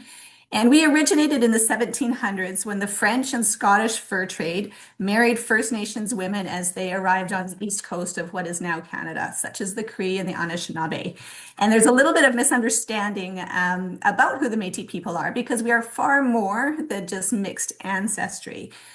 Over time, those babies that came from the first marriages of the First Nations women and the European men, they were mixed ancestry, but they were neither accepted into the First Nations nor the European communities. So we started to make our own communities, and we developed a distinct culture, and we became a nation of people in the Northwest prior to Canada. So unlike our First Nations ancestors, we do not claim to be on the land of now Canada from time immemorial, but that we are in fact an Indigenous nation on this land prior to Canada being one. If we can look at the next slide, you'll see that we have a distinct homeland that is in most of central Canada now. And that grew as our communities came together as we moved further away from the coast and deeper into the fur trade. So the Métis families are children of the fur trade. Today in Canada, there are about 550,000 people across the country. And in Alberta, which is where Métis Crossing is, we have about 70,000 Métis citizens in our province. Next slide. The dream of Métis Crossing has been around for decades. We wanted a way to share and celebrate our story as Métis people on this land and the contributions that we have made to the country that is now Canada. Nowhere across Canada was our story really shared. So we came together as a Métis nation and created the Crossing. Our vision is that we are a place of inspiration, sharing the warmth and strength of our rich and distinct Métis culture, offering legendary experiences that elevate the spirit and enrich lives. And I've heard so much of that in the storytelling about today. One of the questions I think, Lucius, you asked was, what do you want your audiences to feel? And those were the very questions that we started with at Métis Crossing. So we went out to our community asking, what do we want people to know about the Métis when they leave us? What do we want our guests to feel about the Métis when they leave us? And fundamentally, how do we want to change worldviews? So that's how we started talking about Métis Crossing. Next slide, please. We do have a very important mission at the Crossing. We are a major initiative of the Métis Nation within Alberta. We're a signature destination of Métis cultural sharing, education, gathering, and business development. So we really look at sharing all it is that we are as Métis people, including our relationships to the land and to the animals. Next slide, please. When we look at Métis Crossing, we want it to be not only a sustainable cultural destination, but a regenerative destination. We truly want our own people, our own culture, and our guests, as well as the land that we sit on and the water that we sit beside, and our more than human relatives with the animals to be better because of Métis Crossing. We use Métis Crossing as an economic development tool for the Métis people as well. So when I talk about us being 100% owned by the Otipemisiwak Métis government, every dollar spent at Métis Crossing is reinvested back into our community and into our people. And some of the examples we do with this is the quilts on each of our beds. So we have 40 rooms inside the lodge. On each of our beds, we have a handmade Métis quilt that helps us to share these cultures, our cultural skills through the generations, but it also allows us to invest back into our community so that our artisans and our makers have viable ways of utilizing fabric that would get thrown away and making an economic prosperity life for themselves. Next slide, please. Now, we're regenerative by design. This doesn't just happen. So when we started talking about Métis Crossing, we really looked at a generational approach. Where we're located is in what is now a National Historic Site. but the location is where our ancestors chose for us to gather decades ago. So we know that they want us to take care of Métis Crossing. One of the first questions we asked our people when we started talking about what to build there is they said, when a Métis Crossing already exists, our ancestors walked on that land. All we have to do is make it accessible for others. So now when we started to design our buildings and our land and the infrastructure underneath, we really looked at how do we make sure it's not only there for us to enjoy for the next 10 years, but for our great grandchildren to enjoy for generations to come. And we do that through cultural sharing and building everything that we do in relationship with the land. We don't look at tourism as a consumptive way of being on the land. We look at it as how do we live in balance with our more than human relatives, with the water, with the land. And we use what is now called biomimicry in our design processes. So looking at what Mother Nature is already doing. Things like our potable water treatment plant. When we first built Métis Crossing in the Cultural Gathering Center, we actually had our water trucked in and our waste trucked out. That's not really sustainable when we built the lodge, because the first thing people do when they wake up in the morning is go flush the toilet and take a shower. So we had to come up with a more sustainable way of having water. So we designed a potable water treatment plant that takes water through a well from the earth on which we're sitting. We also have designed a wastewater treatment plant, which we haven't finished building yet. We have our approvals now from Alberta Environment. But now that wastewater treatment plant will treat all of the waste. What goes in must come out. It treats it to a level at which we can redistribute it over the hay fields to grow the hay that we feed our buffalo, but it's back into the land. It's not good for human consumption, but back onto the land from which it came. And this work is, of course, supported by our Otipemisiwak Métis government's environment and climate change team. So when we talk about community action, the whole Métis Nation within Alberta is behind this and helping us to drive sustainability across the province. Next slide, please. We're also doing this in terms of our building design and orientation. So in the last 6 years, Métis Crossing has added about $35 million of infrastructure on the land. But when we did that, we did it very purposefully and intentionally using local sustainable materials like spruce. And we have local contractors, so that $30 million is reinvested into the local community as opposed to sending it away to faraway communities. Even the design of our buildings, they're oriented so that we can maximize the impact of the sun in the wintertime and minimize that impact in the summertime. And we've continued that through all of our landscaping as well, using only local species that in most cases are also edible that we then use in our culinary program as well. Next slide, please. Some of our bigger projects, and this one we're very excited about, done in partnership with the Otipemisiwak Métis government.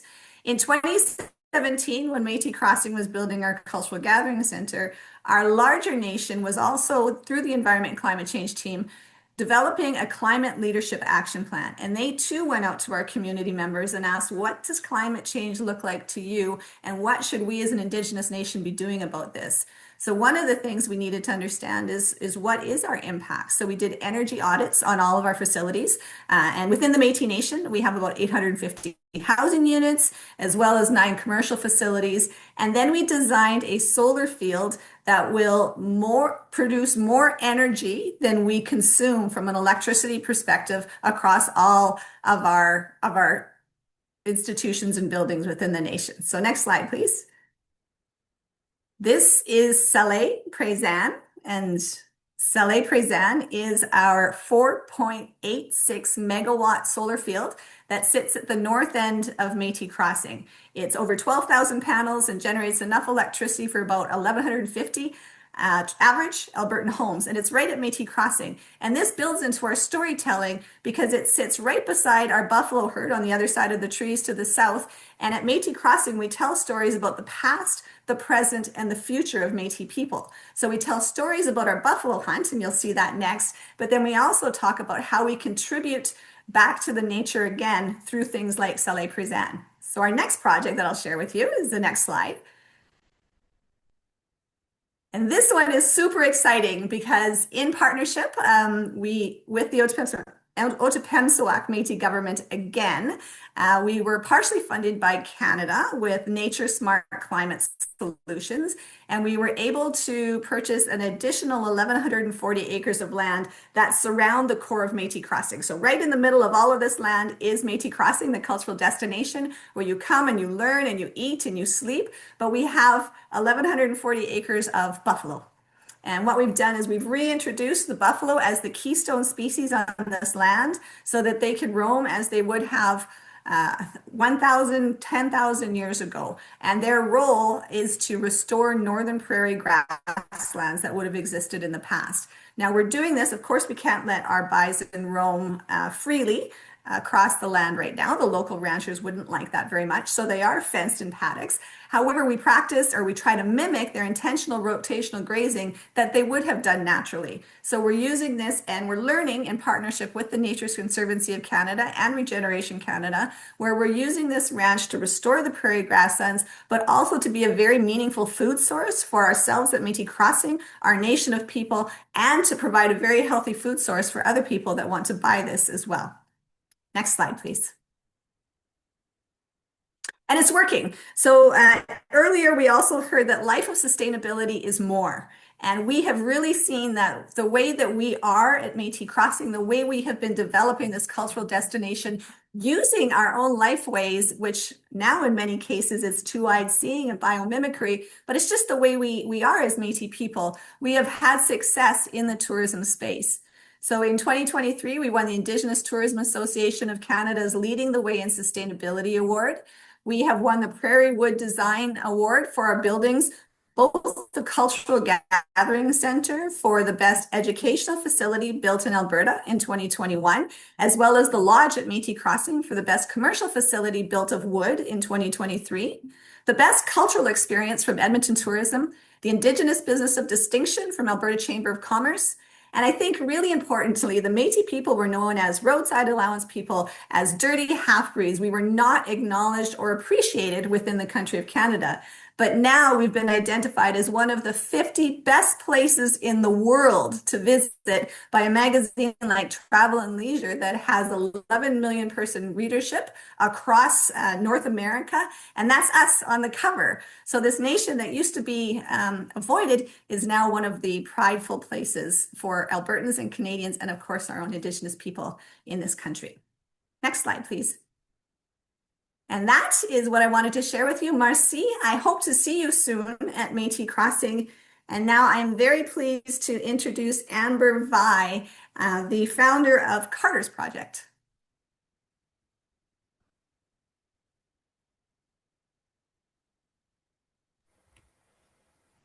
Hi, guys. I am Amber, and I am Carter's mom. And along with the BC Lung Foundation and my husband, we started Carter's Project in 2023 after we tragically lost our son Carter at the age of 9 to an asthma attack exacerbated by wildfire smoke. Next slide, please. I want to start out by telling you guys Carter's story. As I already said, Carter was 9 years old. He was the light of our life. He was his older brother's best friend and his older sister's greatest gift. Carter would walk into a room and light it up.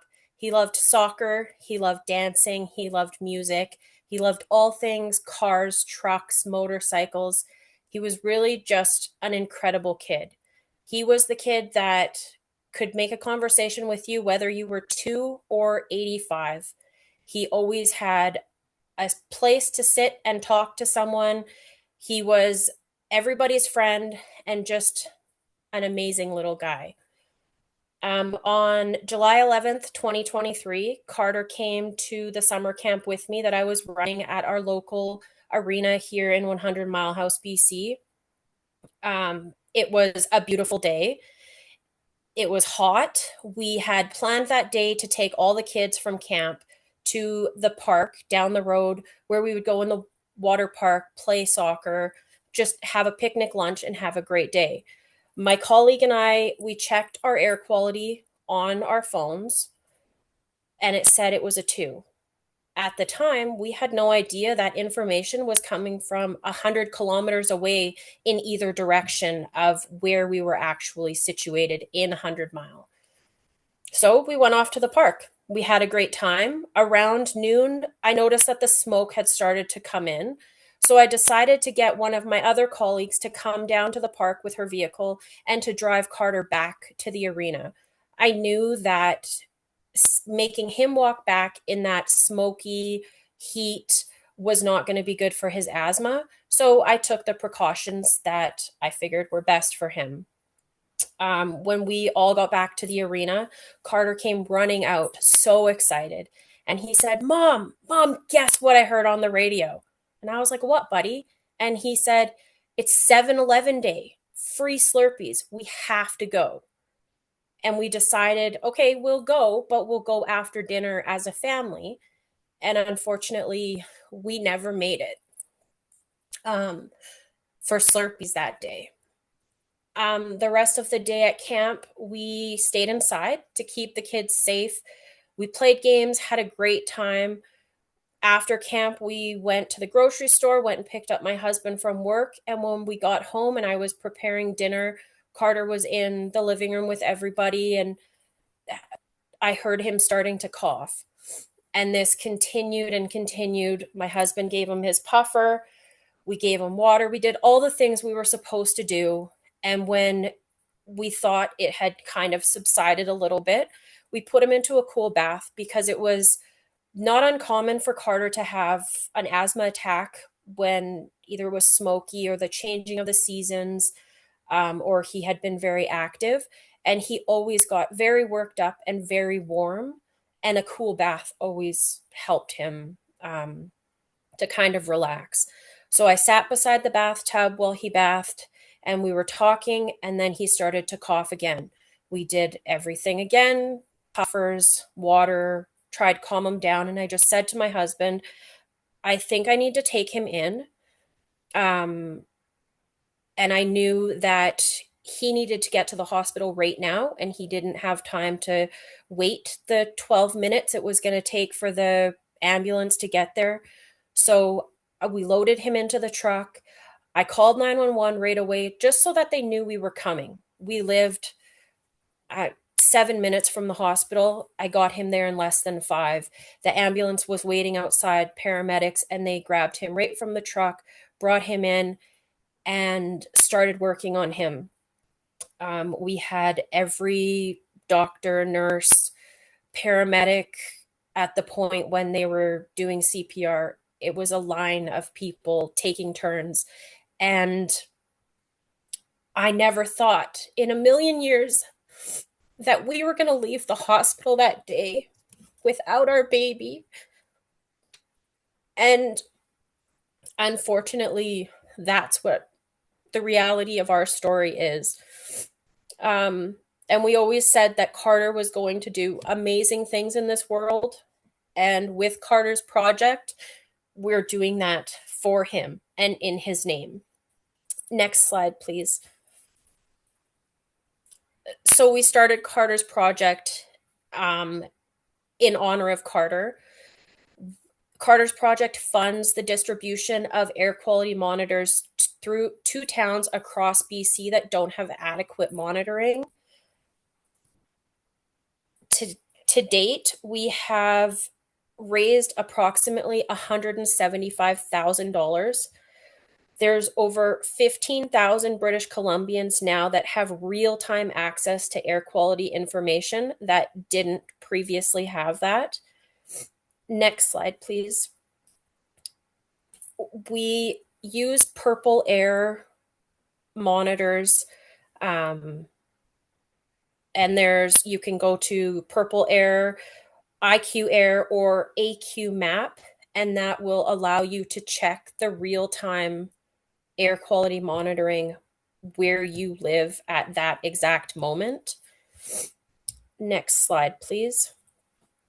Our goal is to make sure that every single person across BC can go onto their phone and find that real-time air quality in the exact area, not like we did the day that Carter passed. We thought it was coming from our area, only to find out it was coming from 100 kilometers in either direction of us, whether it was Kamloops or Williams Lake. Next slide, please.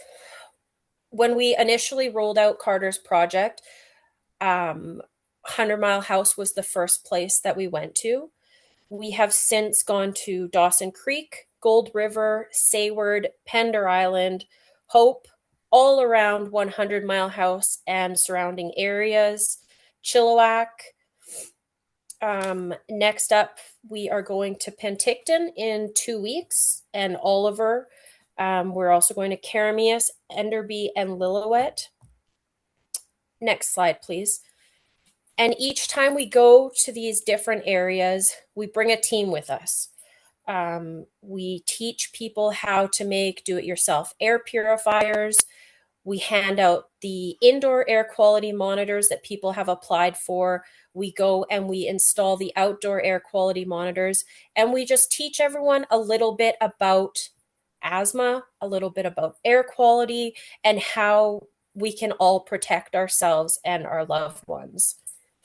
And all of this is completely funded by Carter's project. So all of the things that people leave the meetings with, they get to keep. They don't have to pay for. It's all completely funded.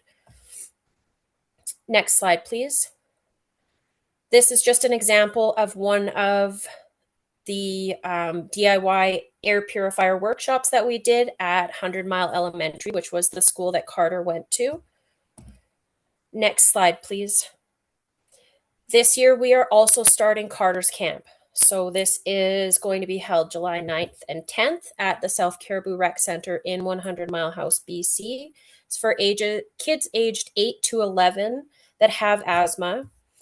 If they live more than 75 kilometers away from 100 Mile, there is a travel subsidy available. And this, again, is all funded by Carter's project. Next slide, please.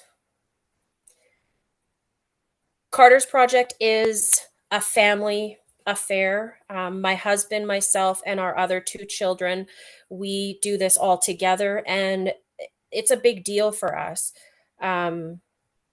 Carter was an amazing kid, and he is making a huge difference in this world, and we are so proud. Next slide, please. These are just the... Next slide. Oh, great. There's no other slide.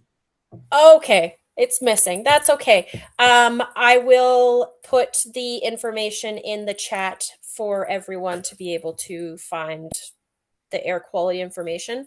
I just want to say thank you to everyone for letting me say my piece. And we are throwing it back to Canadian singer-songwriter Liv Kazula. Thank you so much, Amber. Okay, I thought I would start with just a few stretches and breathing exercises if anyone would like to join or take a bio break of some kind of other variety. If you'd like, you can close your eyes. We're going to take a few deep breaths together.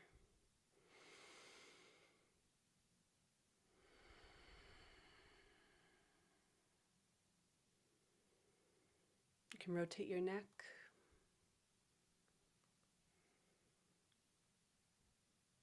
Just feel the edges. Maybe stretch your arms up. We've been sitting for a little while.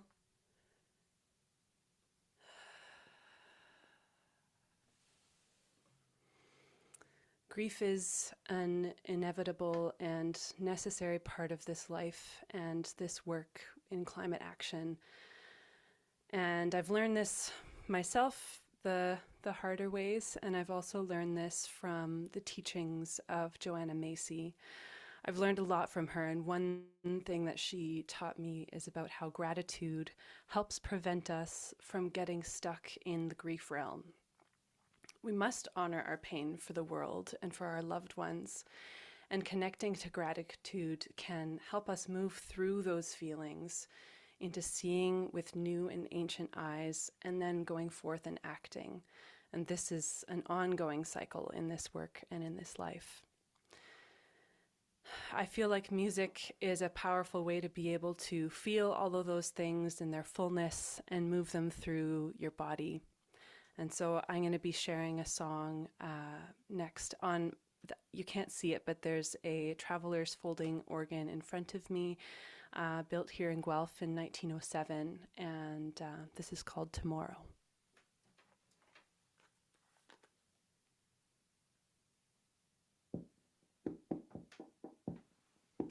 This is for Amber and Carter.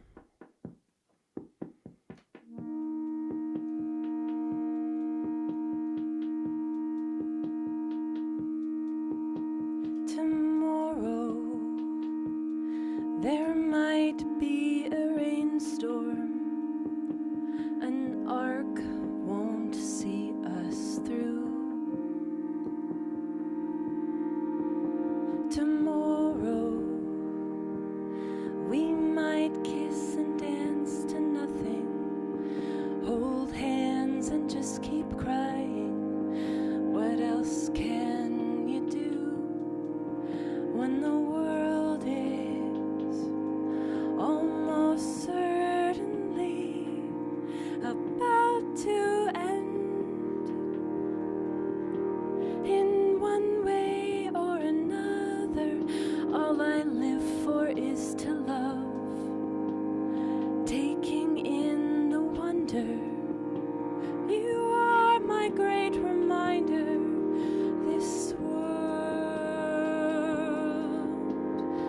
was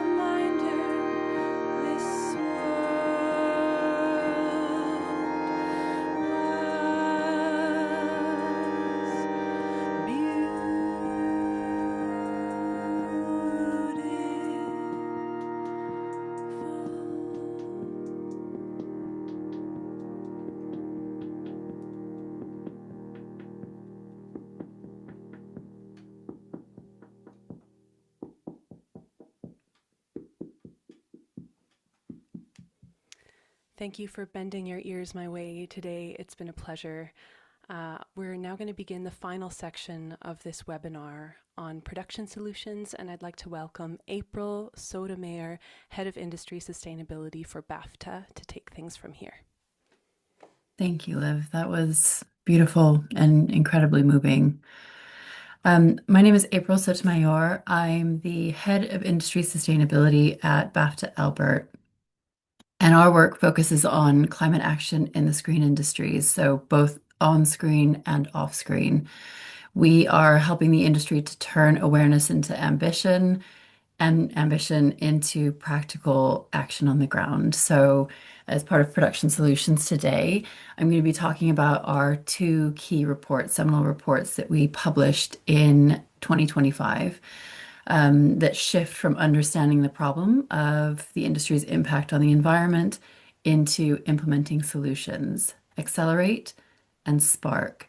Accelerate is about what we can do right now, especially 12 key actions already within reach of a production to reduce its emissions without waiting for perfect systems or future technological breakthroughs. And Spark, on the other hand, looks at a single challenge aspect within that. So how we transform to clean temporary power, which is one of the most stubborn fossil fuel dependent parts of production, and what it will actually take to get to clean temporary power by 2030. So together, these reports and also an industry statement of intent will show how progress can happen now when we combine immediate action without losing focus on the longer term systemic change. What you see on the screen now is a part of Accelerate. So while it's not visual on the slide, it's worth calling out loud that travel accounts for about 65% of production emissions. Energy use is second, which includes buildings, production offices, your studios, but also location power. That's the next significant portion. And materials and waste, but especially materials from set building to catering, costume, and disposables. So these are big numbers, but Accelerate wanted to focus on some hypotheticals. So if we were to really take concerted action together on reducing emissions today and on particular actions, what might that do to what we've been able to measure from 2024 data? And what that showed was if there were key things that we were able to do action on, we could really make a dent. Examples of this include the dent we could make by switching to economy class flights or reducing 1 in 4 flights. And it reduces that figure, that 114,000 tons, significantly. We've also got key things that we could be doing. This focuses on data in the UK, but also includes data from Canadian productions as well. But switching to electric vehicles here in the UK is a particularly slow transition for the industry relative to the wider economy. So it's something that we can really focus on. The solutions are there, the charging infrastructure is there. But other things as well, like ditching diesel and power, which I'll get to with Spark, reducing the amount of virgin materials that we're using as an industry, and so forth. So all of these are such practical solutions and practical actions that the industry could take today, and the result is immediate. Immediate in terms of reduction and improving health, and also the contribution that productions can be making to wider society. So Accelerate is really about that momentum. So proving those meaningful productions are possible now. Next slide, please. I'm going to just drill down now into that single aspect, which is power, particularly on location or within studios where extra power, temporary power is needed. Spark exists because fossil fuel use is deeply embedded into industry practice, especially diesel when filming on location, and it has nasty side effects like noise and air pollution, especially. Three key learnings came out of this process of putting this coalition together. We kicked off first, we convened a task force. We wanted to tackle an issue that was in the production's operational control, so something that they could actually do. We drew on existing research, and then we put together an early transition plan, so how the industry could move to transition off of fossil fuels and temporary power. And one of the most important parts of that process was consulting with suppliers, so existing suppliers to our industry, and how we could work together to get to that vision of clean power by 2030. They provided us with really essential feedback that helped, they got integrated into the transition plan and helped to really form what the enablers would be to making this transition. And then we came back and we brought in experts from Imperial College London to just test the hypothesis. Is it actually feasible, technically feasible, to do this by 2030? And what would it take? And they provided a critique and helped us to ensure that everything that we were putting in this plan was inclusive to help with this just transition with suppliers, but also to take action at pace. We learned lots of things from this, and it would be amazing actually if we could see an initiative like this happen elsewhere globally in Canada. There's no silver bullet. This is what this process really showed. We knew that from the beginning, but it really emphasized that. The other thing is that technology is moving faster than confidence. A lot of solutions already exist. The solutions already exist, but uptake is slow, and it's slowed down by risk aversion, bad habits, unfamiliarity with the technology, but also inconsistency in our standards. And then the third thing was that the transition isn't just technical, it's very cultural. So decisions about power are often made, like I said, out of habit or expectation, or out of fear. It's fear of the unknown. So fundamentally, Spark is meant to break that cycle. Next slide.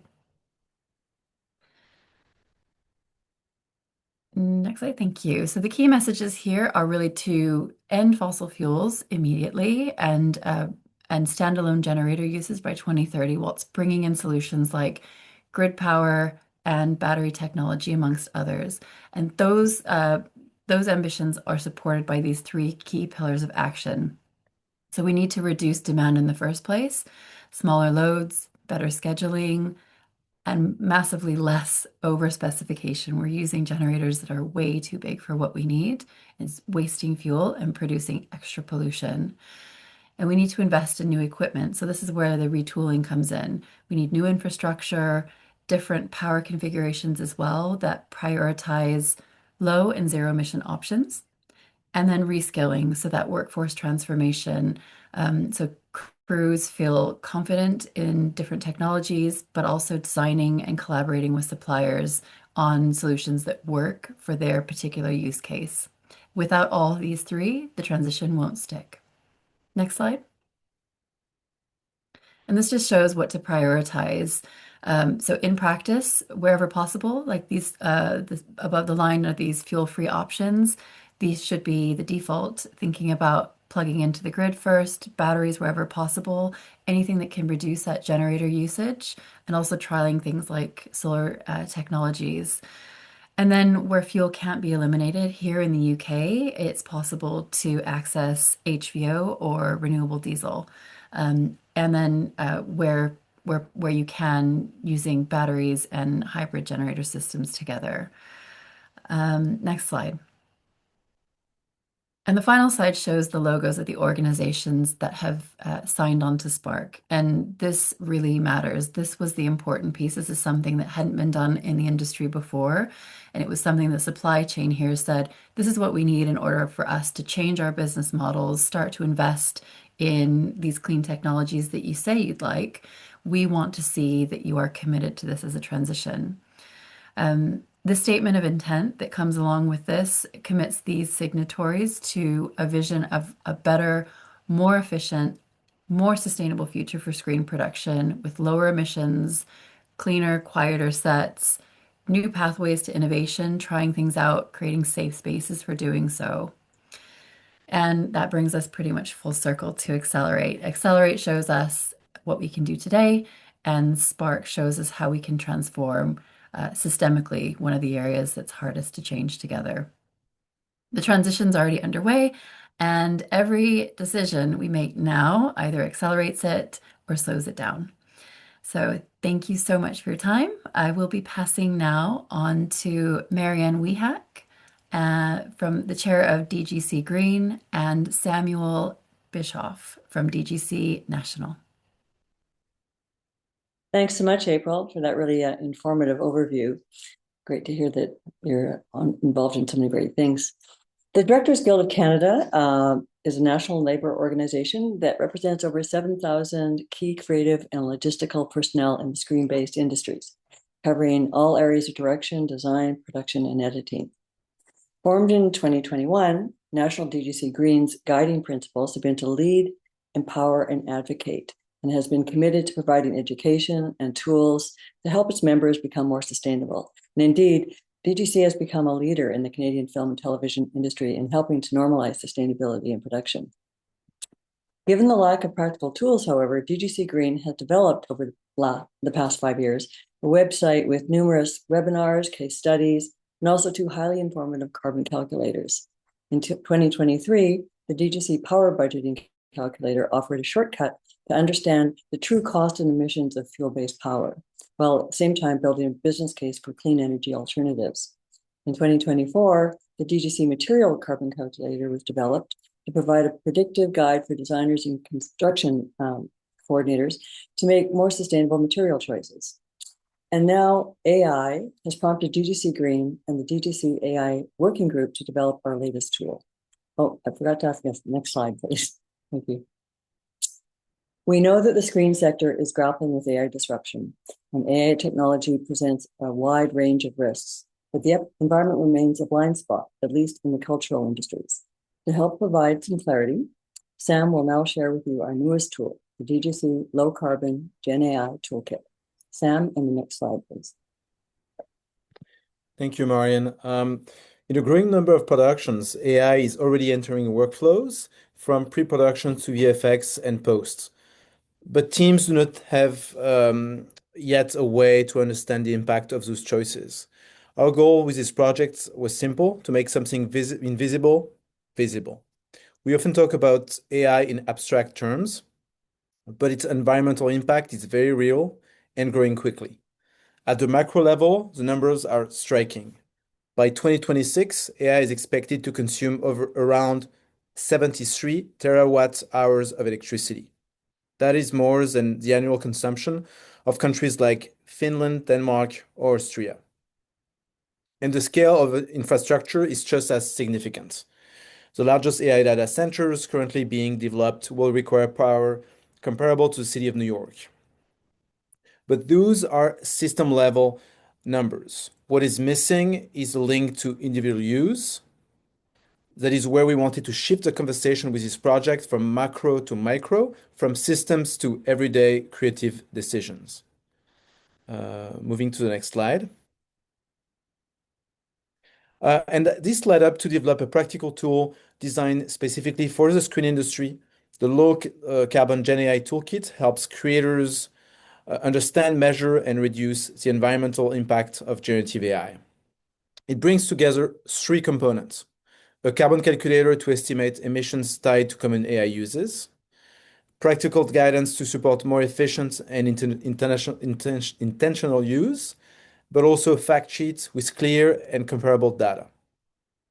The goal is not to overwhelm users with complexity, but to give them just enough information to make better decisions under constraints. Next slide, please. This is just a glimpse of the best practices you will find on the website to ensure sustainable generative AI use.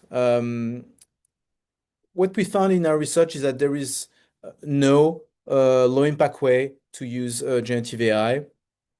We want to provide enough information and background to inform decision-making across a number of scenarios. What is being proposed is before you start using an AI, during the use, such as limiting the input, reframing your project, sometimes refining prompts, or even considering alternatives.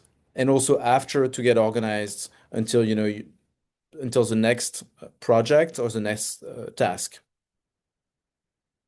The toolkit is defined to fill a gap and really help on the day-to-day creative work or logistical. Moving to the next slide. What you're seeing on the screen is a concept of the calculator. We invite you to use and test the calculator on the website. It's at the core of the toolkit. It allows to input different type of uses of generative AI, such as text, image, video, and even audio. But what makes it useful is not just the number, it's a comparison. What you see on the right part of the screen is by generating, for example, a video, depending on the duration, a number of iterations, but also with a resolution, you will be able to compare that with web searches, email sent, or even video streaming. So we want to translate this into something tangible and ground the impact into everyday experience. So moving now to the next slide. So how to use the toolkit? It's not about promoting or discouraging the use of AI. It's about making sure that as these tools become part of creative workflows, they are used with awareness and intention. The toolkit is designed to be flexible, can be used individually by creators, but also by production teams, and potentially being integrated in the future into larger sustainability project or frameworks. And this is only a beginning. Again, we're looking for your feedback and see how we can connect to general industry efforts. Next slide.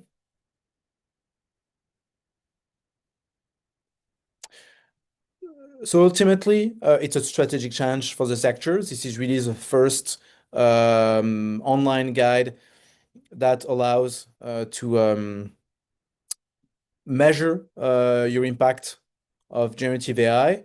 It's also empowering creators to make a mindful use and open a discussion, a conversation with institutions, public agencies, broadcasters, and the governments. And the question is, how do we measure creative integrity when including AI or generative AI in the mix? So this toolkit is the first step. I invite you to scan the QR code. Thank you very much. And with that, I would like to introduce Elsa Tokunaga, Production Sustainability Lead at CBC. Hello, thanks Marian and Samuel. Hi everyone, as mentioned, I'm Elsa, CBC's Environmental Sustainability Lead. Just want to take a very brief moment to thank everyone here so much for joining us here today to celebrate Canadians and our collective environmental actions. We've heard some incredible stories and initiatives, and thank you also to all the panelists. So today I'm just going to share a quick overview of our third annual industry report on Canadian English production carbon emissions. This report is, for the third year in a row, the biggest release of carbon emissions data for English Canadian productions.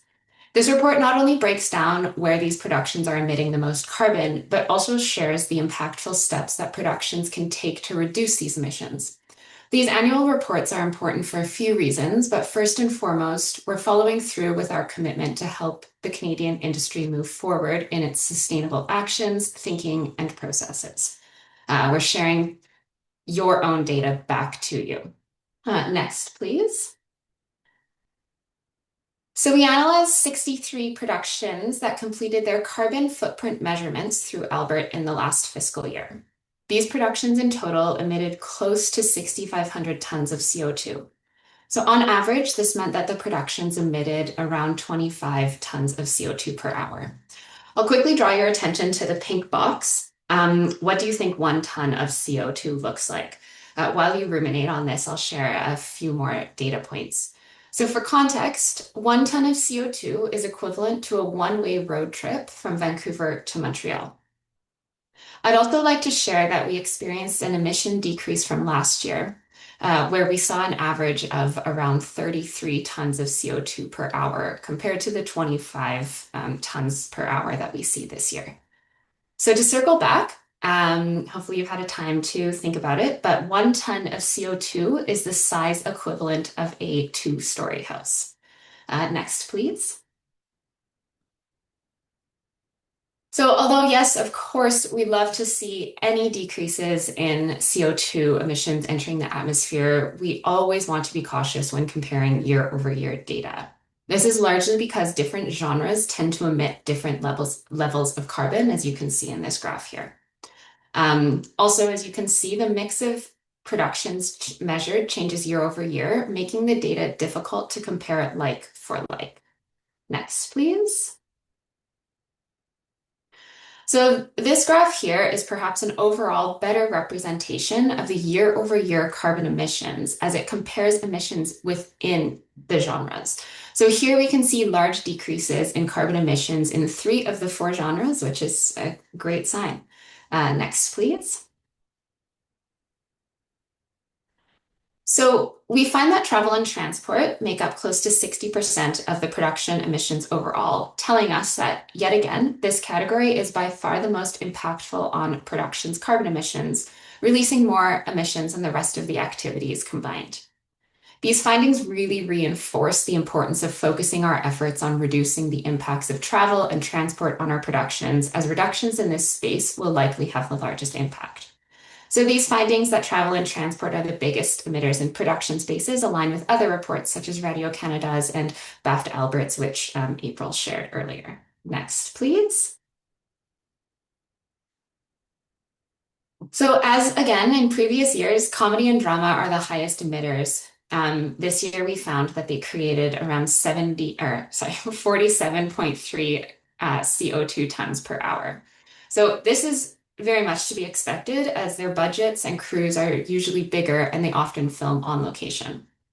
Again, other reports of similar nature share the same findings that these genres are often the highest emitters.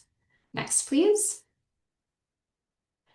So as mentioned at the beginning, we want to provide both the data and also the impactful actions that go along with the data so that productions can implement actions to help mitigate their carbon footprints. So some of the overall best practices to help progress your sustainability on set are to involve cast and crew in the sustainability process, make time to talk about it at every meeting, provide training for all members, start planning and pre-production. The more that people feel involved in the process of sustainable action, the more people will feel empowered and will make suggestions and will think about sustainable actions that they and production overall can implement. So other impactful actions that you can take are to hire local and to source local, use other transportation means, follow the circular economy principles, tie into the grid, and use energy efficient equipment. There are many other actions you can take. We'd truly love to hear some of the actions that you've implemented in your own lives, either on production or outside of production. Don't hesitate to reach out to my email that will be provided in the takeaway document. Next, please. So notably, 3 of our productions earned BAFTA Albert certification this year, which really shows us that productions are actively looking to reduce their emissions and progress their climate action rather than simply measuring their impacts. So as our production partners increasingly adopt more and more sustainable workflows, we anticipate a steady rise in certifications. Something that I've heard over and over again today from the panelists is the invitation to join the environmental movement, to use your own strengths and your own knowledge. I love hearing these sentiments throughout so many of the panelists. And I want to encourage all of us to remember these messages as we move through our lives. All that to say that we really appreciate all of the environmental actions and work that Canadian productions have advanced in the last few years. We would not be able to do this work without you. So with that, I'll pass it on to Melanie Windle, the Executive Director of the Sustainable Entertainment Society. Hi, everyone.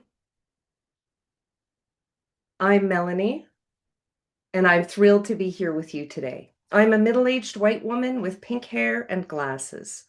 Hopefully everybody can hear me. Slide. Before we begin, I'd like to acknowledge that I live, work, and play on the ancestral territory of the Blackfoot people, comprising the Siksika, Kainai, and Piikani nations, as well as Treaty 7 signatories, the Tsuut'ina Nation, and the Nakota Bearspaw, Chiniki, and Wesley First Nations. This land is also the home of Métis Nation Region 3. We acknowledge that there has been art, music, dance, storytelling, and ceremony on this land since time immemorial, and it is in the spirit of this land and its people that we do our work. If you aren't sure what land you're on, please visit native-land.ca. Slide. Today, I want to talk about the green creative economy, which sits at the intersection of 2 powerful global economic forces, the green economy and the creative economy. I believe there are immense and growing untapped opportunities at this intersection, and that we can educate and engage on this fruitful path together. In today's presentation, we'll discuss some of these opportunities and how skills development and capacity building can address advanced workforce needs and also help build a more sustainable, thriving creative sector across Canada. And the good news is the infrastructure is already being built. Let me show you what I mean. Slide. Actually, there has been a lot of progress, which is why the opportunities and pathways are so clear. We've heard a lot about them today. In the last 5 years, especially, national and provincial partners across Canada have stepped up to require mandates, provide tools and calculators, and develop training to modernize the ecosystem. You can see some of them here, from Telefilm Sustainability Plan template to CBC's carbon calculator mandates to PAIR and BAFTA Albert, which have become international standards for carbon measurement in production. Slide. Canada is a global leader, and shooting hubs around the world have also identified this opportunity and understood its multiplicity of benefits. Internationally, funders are beginning to weight sustainability criteria, making green expertise a market access differentiator, not just a value. Slide. Green production isn't just good for the planet. And again, I really feel on this Earth Day, we have learned this. It drives reduced carbon outputs, increases efficiency, better crew morale, real health benefits, cost savings, and smarter resource management. Measuring data is important, but any reduction in carbon output moves us in the right direction. Slide. But tools and mandates are not enough.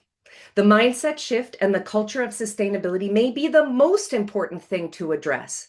It is essential that we tackle the skills gap through a framework that spans every career phase, reaching people from students all the way to executives, from early career foundational training right through to leadership, strategy, accountability, and compliance.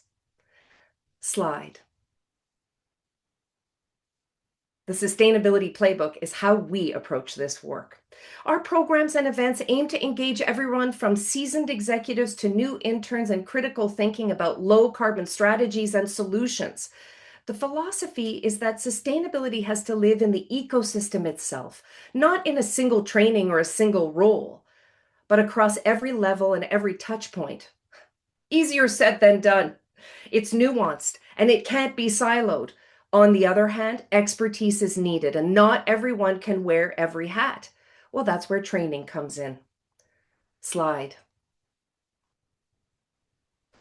It's a choose your own adventure in the green creative economy, I say. There are a number of segments in production or creative development that offer real places to have an impact. I like to ponder these: design and circularity, advanced power management and renewables, facilities and vendors, diversion and food waste, and stories, characters, plot twists, and subtle sustainable behaviors appearing on screen. All of these are important. Slide. I would be remiss if I didn't cause you to think outside the box a little bit. Working with like-minded people in the creative industries can literally make going to work every day feel like a dream. These are all recently listed green jobs. They range from part-time summer positions to high-end executive roles, commanding impressive salaries. These opportunities are changing daily, so follow these job boards and see what's out there. There is also a growing demand for on-set sustainability coordinators and managers and eco-trainers, plus green-minded designers, location managers, producers, and PMs. In an increasingly cost-compressed industry, understanding resource management is a competitive advantage. Slide. Here's a brief story from a creative producer. Chris was well into production for her series Little Stories, Big Echoes, inspired by her co-creator's experience during Hurricane Katrina. Through her work with the Society, she soon realized that the climate story she was telling had far-reaching tendrils, leading her to new international stories and voices, starting with Japan and Alaska. And what inspired me about Chris's experience is that the climate lens didn't just impact the story. It changed the scope and scale of her project. That's what happens when we train the next creative wave to see these opportunities. The stories get bigger, the reach gets wider, the seed takes root. Slide. Before I wrap up, I want to highlight a new series we're launching this Friday, because why not? I'd love for you to join us. It's called The Green Vendor Files, TGVF. And it spotlights our sustainable supply chain. Tune in to our Instagram live on Friday, April 24th at 10:30 a.m. PT for a live facility tour of Keep It Green Recycling. Scan the QR code on the slide or follow us on Instagram to join. Slide. Well, thank you so much for your time today. If any of this resonates with you, whether you're a creator, an educator, a funder, or someone who simply wants to be a full-time agent for climate action, I'd love to connect, collaborate, and keep the conversation going. Find us at sustainableproductionforum.com and sign up for our newsletter. And I want to thank everybody, and I'd like to pass it over to Lisa Clarkson for our closing. Thank you very Thanks, much. Melanie. My name is Lisa Clarkson, and I am CBC's Executive Director of Business and Rights, and also am responsible for production sustainability, including this session of Seeds of Change. Melanie just said something about it's a dream to come to work sometimes, and today is one of those days for me, Earth Day. I'm so in awe of and grateful for all of our incredible speakers and the lineup that was put together. For me, one of the main messages that punched through is that coursing through our industry and coursing through the responsibilities that such a wide variety of people have is that there needs to be an action and an emphasis on moving from belief to action. We heard Chris Demare talk to us a little bit about actions over beliefs at the beginning. And we heard from an incredible climate storytelling panel. They encouraged us. They said that we can do more, and we can. They gave us examples about how to put green storytelling into action across a whole bunch of genres, drama and kids and reality and music competition. We heard from Sally Caddo at the beginning. She talked about a new climate storytelling workshop that Producing for the Planet is putting on with CBC support. That's going to be May 23rd. And the first 15 of you that respond and sign up will be offered that course for free. And we heard from Liz Cazzola about music storytelling through song. I was bowled over by Liz's thoughtful, hauntingly beautiful musical storytelling, and that gave me a chance to reflect on the actions that I'm taking. For the actions over beliefs that Chris Demare was talking about, I want to tell you about one action that you can take now in addition to all of the other actions that have been highlighted, and that is the Spring Digital Declutter, which Canadian Broadcasters for Sustainability has put together.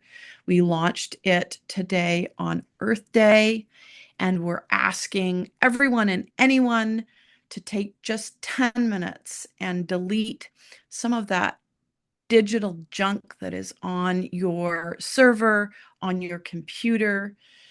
Delete 1 gigabyte, and that's equal to the power that it takes for 6 to 8 cell phones. And we'll give you that link to follow in the follow-up materials. But if you want to take one action now on Earth Day, please consider digitally decluttering.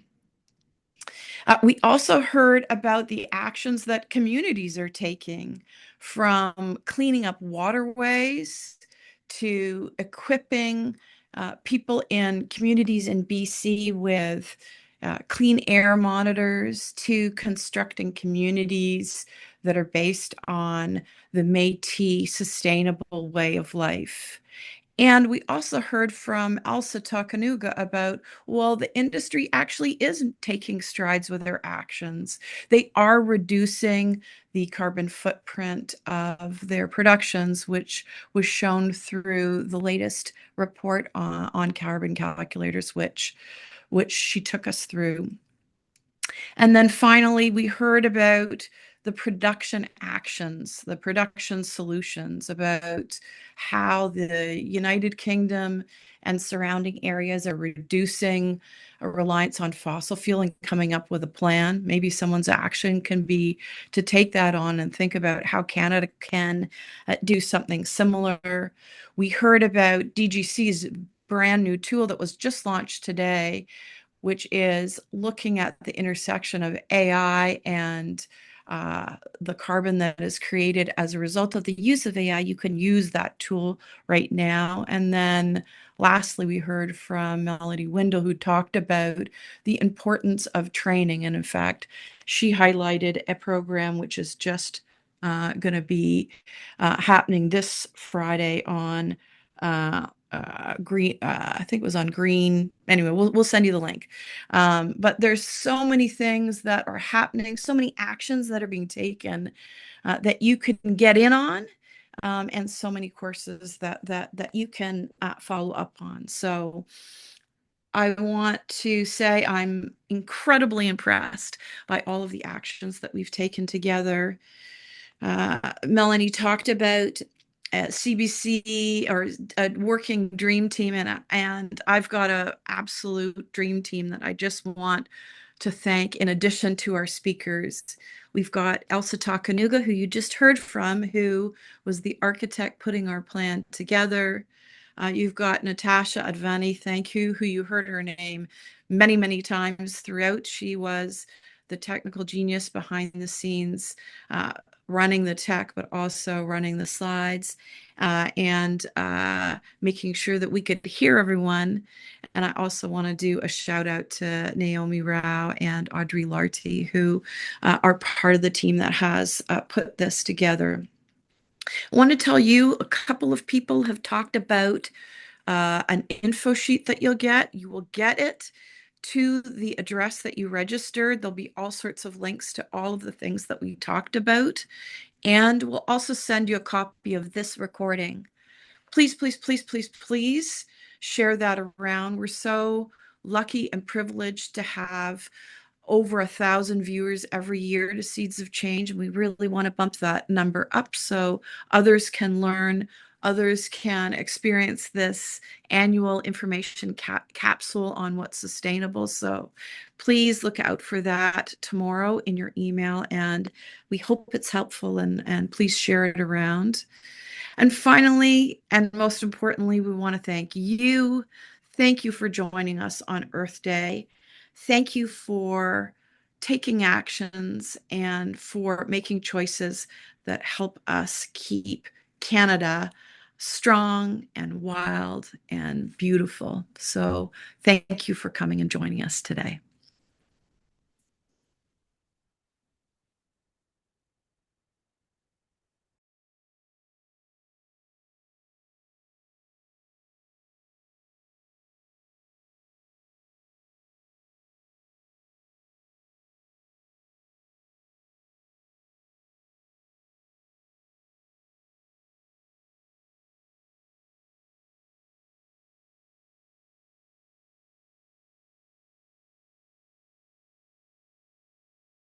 Thank you all so very much. This webinar has now ended.